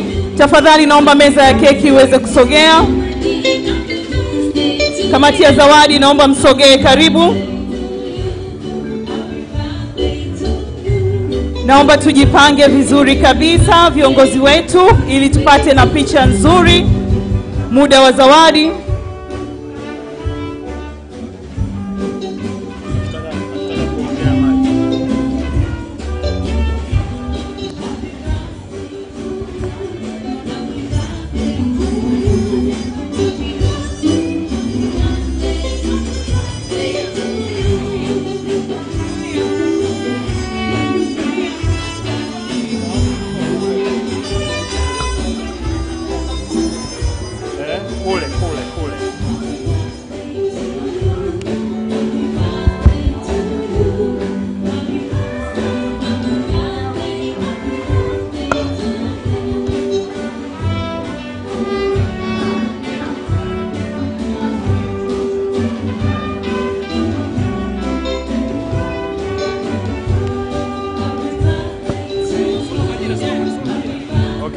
Mheshimiwa Bendi asante. Mr. Ibra karibu. Asante sana Mheshimiwa mgeni rasmi Dr. Jakaya Mrisho Kikwete. Kwa heshima na taadhima, kuna utoaji wa tuzo ambazo zina kategori 3 Mheshimiwa. Kategori ya kwanza, Mheshimiwa mgeni rasmi, utatoa tuzo kwa wastaafu ambao wana mchango mkubwa katika uanzishwaji wa chuo na kwenye sehemu ya utawala, kwa maana ya kuwa chuo tangu chuo hiki kilipoasisiwa. Mheshimiwa mgeni rasmi, zawadi ya kwanza inakwenda kwa marehemu Frederick Rwegarulila, ambaye kwa siku ya leo mtoto wake atakuwepo hapa kwa ajili ya kuipokea kwa niaba ya babake, na mtoto huyu anaitwa Innocent Buberwa. Karibu sana Innocent kwa ajili ya kupokea zawadi hiyo. Zawadi hii Mheshimiwa mgeni rasmi, inatolewa kwa muasisi kwa mchango wake mkubwa kwa uanzishwaji wa chuo cha Maji. Karibu sana. Naomba tuwapigie makofi. Okay. Wakati zawadi hiyo inapokelewa hapo, anayefuatia ni Mr. C.E. Westberg. Hii itapokewa kwa niaba ya mkuu wa chuo Dr. Adam Karia, na ataiwasilisha katika ubalozi wa huyu mhusika ili iweze kumfikia. Karibu sana mkuu wa chuo kwa ajili ya kupokea zawadi hiyo kwa niaba. Na anayefuatia hapo ni marehemu Engineer Mohamed Kivugo ambaye zawadi hiyo itapokelewa na mkewe pamoja na mtoto. Tunaomba wasogee hapa kwa ajili ya kupokea tuzo hiyo. Wakati wanapokea, Mheshimiwa mgeni rasmi, tutamkaribisha aliyekuwa mkuu wa chuo Engineer Washington Mutayoba. Naomba tuwapigie makofi mengi familia ya the late Mohamed Kivugo, na aliweza kuhudumu katika chuo cha Maji kwa mwaka 1977 mpaka 1982. Asante sana. Anayefuatia ni Engineer Washington Mutayoba. Karibu upokee mzee zawadi yako.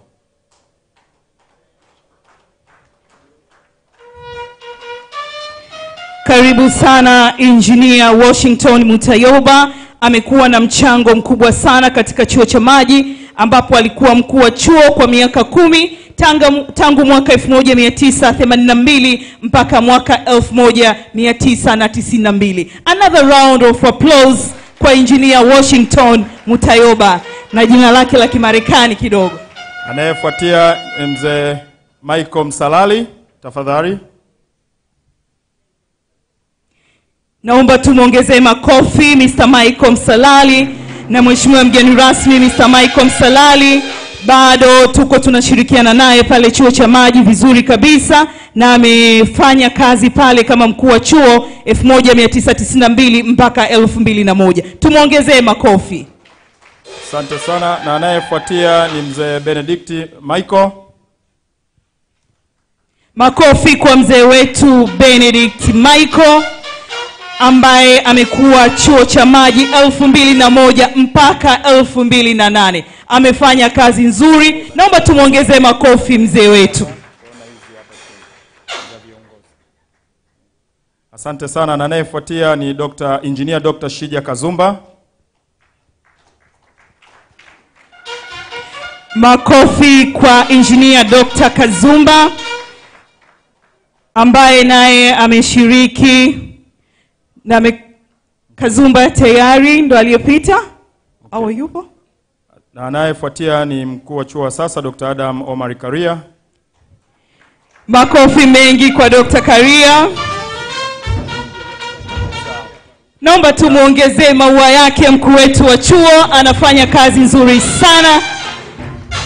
Mheshimiwa mgeni rasmi, na nafasi kategoria sasa ni kutoka nje ya nchi kwa maana ya mashirikiano yetu sisi na chuo cha Uholanzi. Karibu Professor Dr. Ed Moos, Director from the IHE.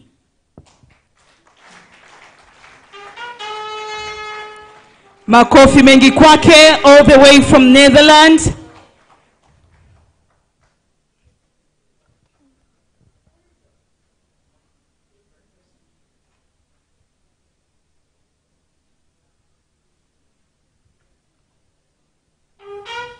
Thank you so much for your participation in this event, and we look forward for more fruitful and impactful collaboration between your institution and ours. Makofi mengi, another round of applause. Mheshimiwa mgeni rasmi, watakaofuata sasa ni viongozi waliopo katika sekta ya maji, na kwa sababu viongozi wengine wapo, tutamuomba naibu katibu mkuu apokee kwa niaba yao. Kwanza ataanza kupata tuzo yeye mwenyewe, na kisha atapokea tuzo kwa niaba ya Profesa Jamal Katundu, katibu mkuu wa Wizara ya Maji. Naomba tumpigie makofi naibu katibu mkuu wetu Mhandisi Juma Waziri. Tumuongezee makofi, anafanya kazi nzuri sana. Mheshimiwa mgeni rasmi, kwa heshima pia na taadhima, nitaomba uwasilishe tuzo kwa katibu mkuu wa Wizara ya Maji, na itapokelewa kwa niaba yake na naibu katibu mkuu. Karibu. Inaenda kwa Profesa Jamal Katundu, katibu mkuu wetu wa Wizara ya Maji, tukisema asante sana kwa ushirikiano wake mkubwa. Mheshimiwa mgeni rasmi, tutaendelea kukuomba pia umkabidhi tuzo kwa niaba ya naibu waziri wa maji, Mheshimiwa Mhandisi Mary Priska Mahundi. Tafadhali.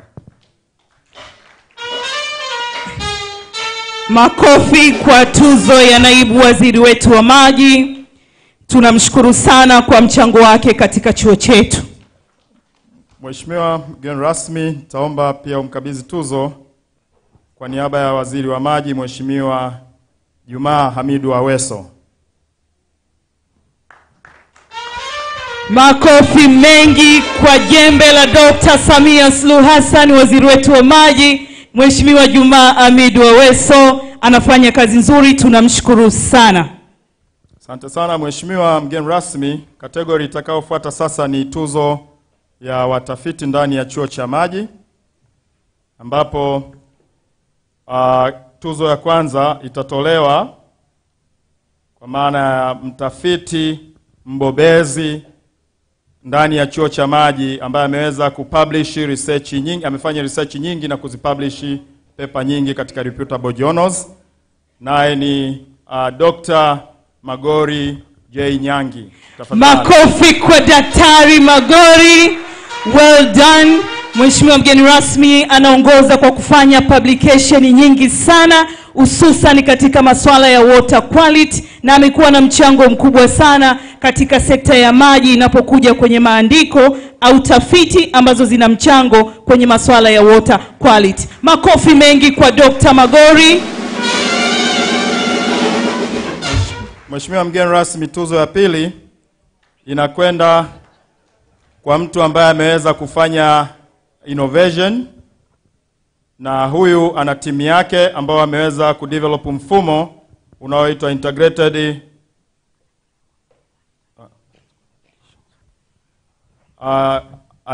wameweza kudesign mfumo ambao unaitwa ILMS. Kwa hiyo yeye atapokea kwa niaba ya timu yake, naye ni Ganima Chanzi. Tafadhali. Na hiyo category inaitwa Innovation of the Year. Best Innovation Award category ina category 2 na tumeanza na category ya kwanza ya Innovation of the Year. Wamebuni mfumo, mheshimiwa mgeni rasmi, ambao umekuwa ukisaidia sana mamlaka nyingi za maji hapa ndani ya nchi yetu ya Tanzania. Asante sana. Na mheshimiwa mgeni rasmi, zawadi ya mwisho inakwenda kwa mtu aliyeweza kufanya utafiti ambao tunaita ni Lifelong Innovation Impacting the Water Sector Award. Na huyu si mtu mwingine bali ni Water Institute Research Campus ya Ngurudoto pale Arusha. Tunamwomba Dr. Nkinda Saani apokee kwa niaba ya taasisi kwa upande wa Ngurudoto. Hongereni sana taasisi yetu ya chuo cha maji ya Ngurudoto. Naomba tuwapigie makofi, wanafanya kazi nzuri.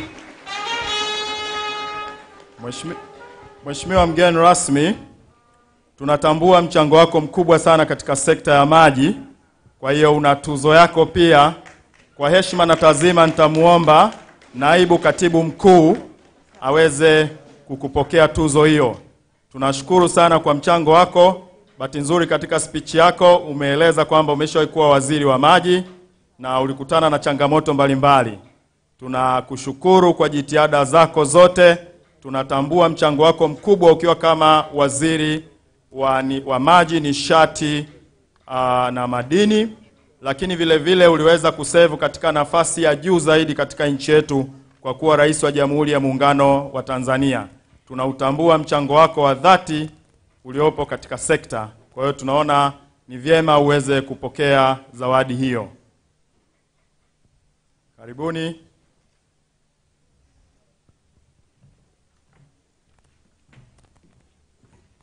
Makofi tafadhali.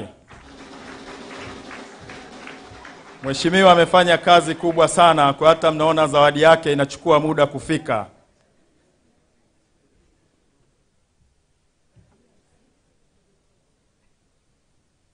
Bendi kidogo, tutumbuize kidogo wakati zawadi inakuja. Zawadi ni kubwa, ni heavy. Ikimwambia mheshimiwa asante sana.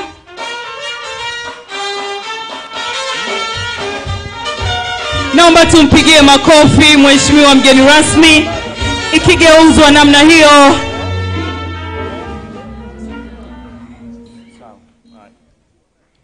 Na naona pale inaashiria yale mambo yote mheshimiwa mgeni rasmi aliyoongea kuhusiana na utunzaji wa mazingira, masuala ya tabia ya nchi. Tunakushukuru sana na umekuwa na mchango mkubwa sana katika maeneo hayo. Asante sana mheshimiwa.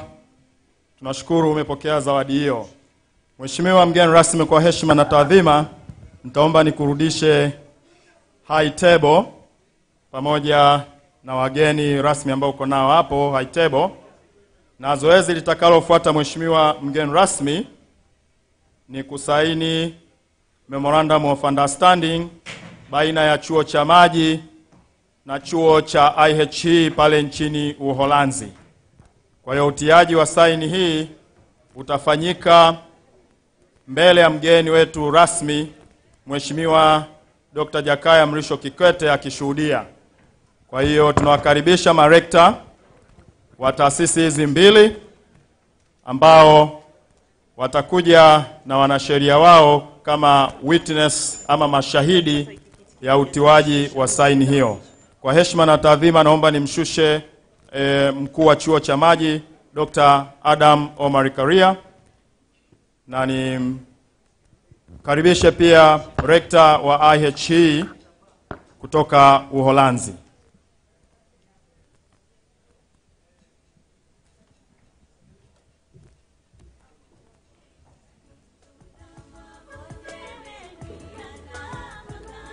Mheshimiwa mgeni rasmi, memorandum hii inayosainiwa ni kuingia makubaliano ya ushirikiano baina ya vyuo hivi viwili.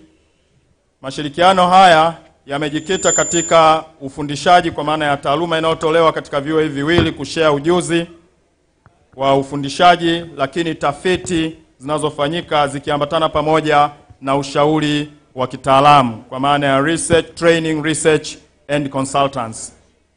Vile vile na kujengeana uwezo wa taasisi hizi kwa kushirikiana ama kushare zile taaluma na ujuzi ambao upo katika taasisi hizi mbili. Karibuni, naomba wakuu wa vyuo wachukue siti,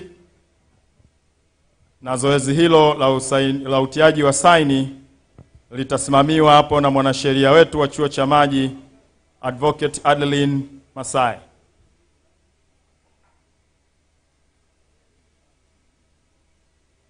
Makofi tafadhali wakati zoezi hilo likiendelea.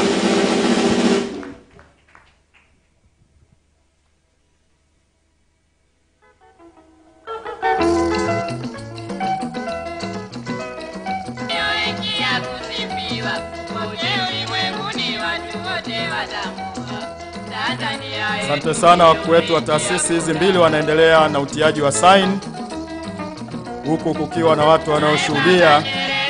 Kama nilivyoeleza hapo awali kwamba haya ni makubaliano ya kushirikiana katika shughuli za taaluma, utafiti pamoja na ushauri wa kitaalamu.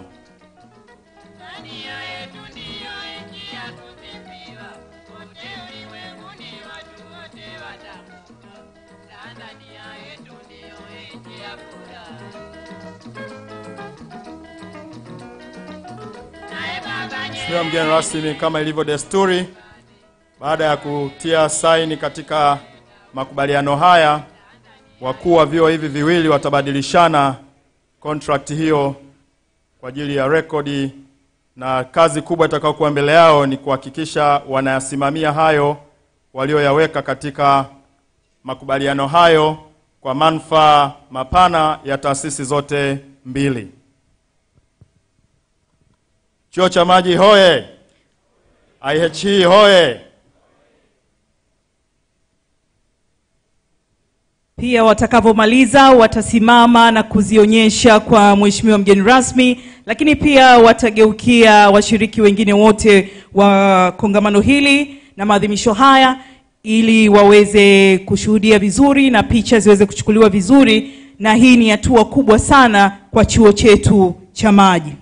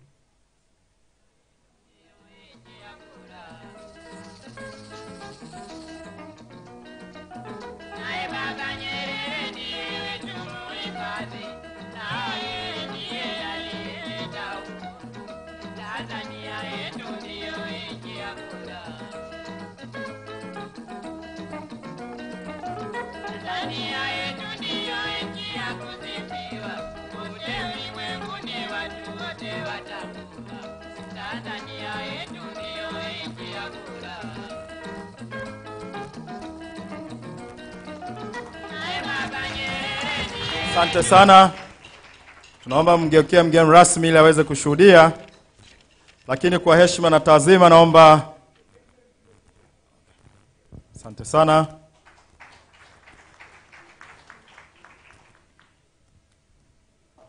Naomba tuongeze makofi. Asante sana mheshimiwa mgeni rasmi. Kwa heshima na taazima, tukio litakalofuata sasa ni la upigaji picha kwa makundi maalum. Tutaomba makundi haya nitakavyoyataja, nitayataja yote kwa pamoja ili mjiandae. Kundi la kwanza likija litapita kushoto kwangu, litakwenda nyuma ya samahani, nitarekebisha kidogo, wataingilia upande wa kulia, watakaa nyuma ya high table hapa, na kisha baada ya picha utashukia upande wangu wa kushoto. Makundi haya ni kama yafuatavyo. Kundi la kwanza ni wakuu wa chuo wastaafu wakiambatana na waliowahi kusoma ama kufanya chuo cha makawa wamefikia stage ya kustaafu. Kwa hiyo wataambatana kuja hapa kwa ajili ya picha pamoja. Na kundi la pili litakuwa ni management ya Wizara ya Maji pamoja na taasisi zake, wenye viti wa umoja wa wakurugenzi. Naomba kundi la kwanza lianze kusogea, la wakuu wa chuo wastaafu wakiambatana na alumni waliosoma chuo cha Maji lakini wameisha staafu katika utumishi wa umma. Tutaomba mpite hapa mbele kwa ajili ya picha pamoja na high table. Wakati kundi hilo likijongea, kundi la pili lijiandae, na kundi hili ni management ya Wizara ya Maji, wakuu wa taasisi zilizo chini ya Wizara ya Maji, mwenyekiti wa umoja wa wakurugenzi, mamlaka za maji, mwenyekiti wa mabonde ya maji, mwenyekiti wa mameneja wa mikoa na wilaya wa Luwasa. Tafadhali tunaomba sogee. Naomba tuwapigie makofi hao walioko mbele yetu, viongozi ambao wamepita katika chuo chetu cha Maji, lakini pia na wengine wamesoma na wako katika hatua za kustaafu. Unaona wamekuwa na mchango mkubwa sana na wamekuwa ni matunda ya chuo cha Maji. Karibuni mtoke katika upande wangu niliopo. Asanteni sana. Kundi la pili tafadhali, management ya Wizara ya Maji.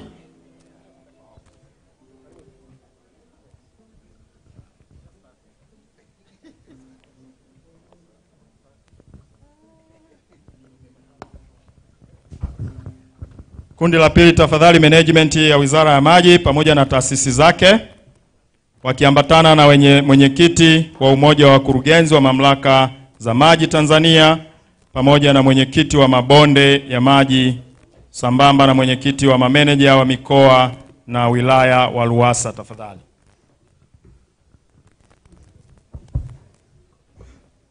Karibu msogee huko kidogo.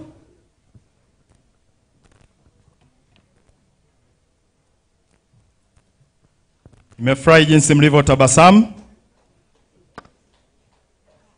Naomba tuwapigie makofi.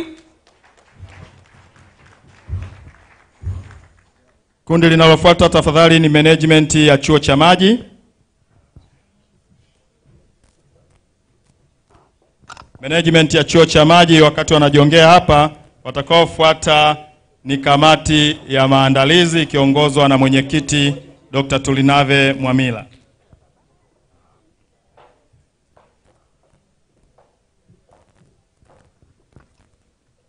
Management ya chuo cha Maji.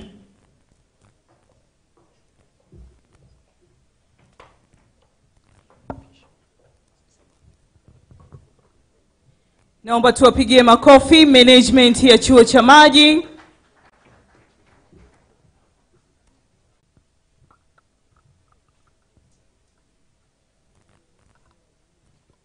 Asante sana Mheshimiwa mgeni rasmi, pamoja na kuwa wamekuwa busy na maandalizi ya kongamano hili, lakini wamekumbuka pia kuvaa very smart.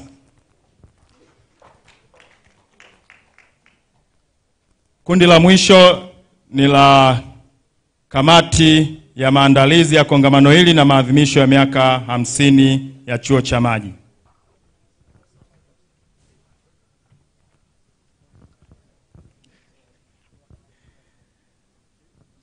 Karibu. Na kundi jingine litakalofuata ni kundi la sponsors. Tafadhali nitaomba mkaribie hapa.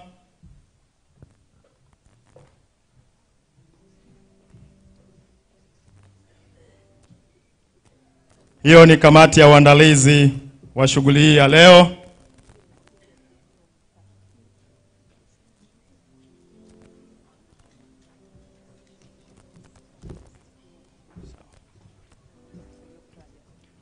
Hiyo ni kamati kubwa ya maandalizi ambayo imehakikisha kila jambo linaenda salama, Mheshimiwa mgeni rasmi. Tunaomba mtabasamu kidogo. Tuongeze makofi mengi kwao. Wakati huo sponsors wetu tunathamini sana mchango wenu. Naomba muweze kwenda upande ule wa pili kulia kwangu. Karibuni sana. Naona timu ya Plasco, Eura, Engineer Safari, namuona Duasa MD, Engineer Aaron na wengine wote tunawashukuru sana. Makofi mengi tafadhali kwa wafadhili wetu.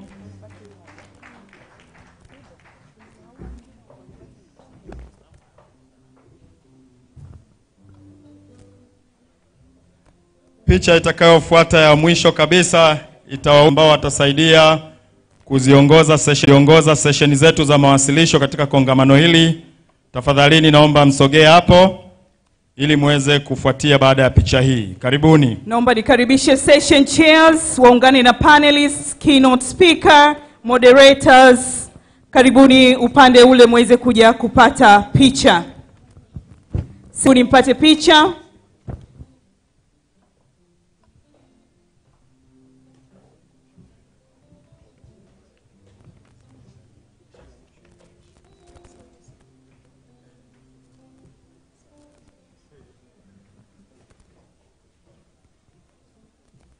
Najua wote tunatamani tupige picha na mheshimiwa mgeni rasmi. Hata mimi. Lakini hiyo ndo picha ya mwisho. Kwa hiyo wengine wote tumewakilishwa hapo.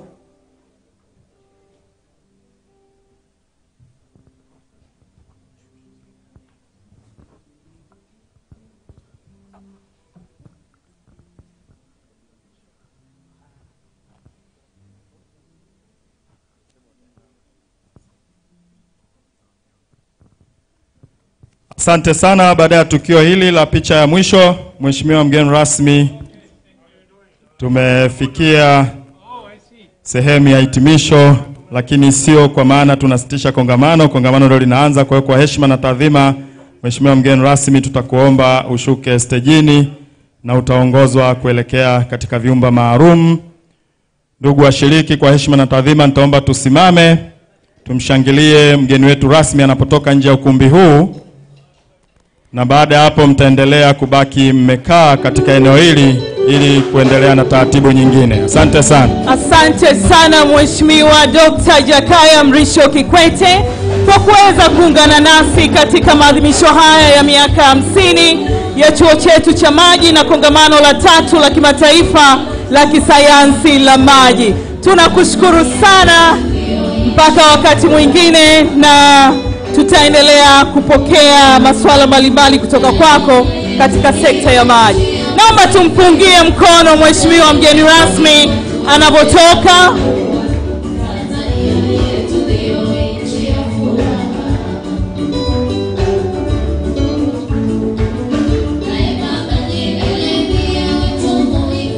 Naomba tuendelee kupiga makofi.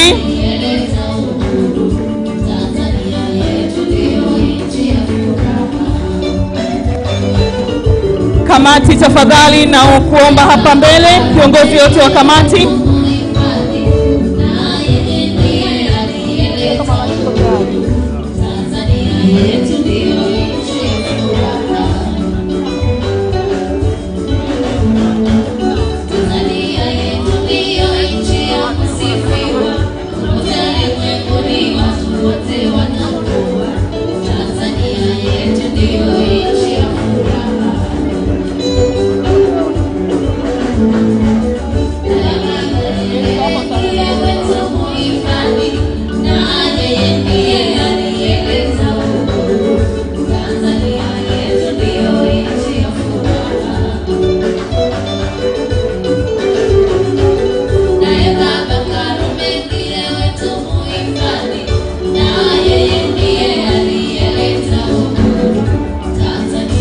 Bendi, asante kidogo.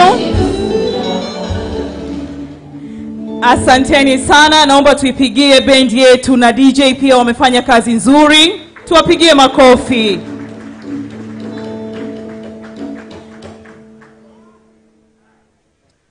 Na kabla sijaleta matangazo machache kwenu, tulikuwa na makundi karibia 10 ya picha, lakini kutokana na logistics mbalimbali na protocol tumekuwa na hizo picha chache zikiwakilisha.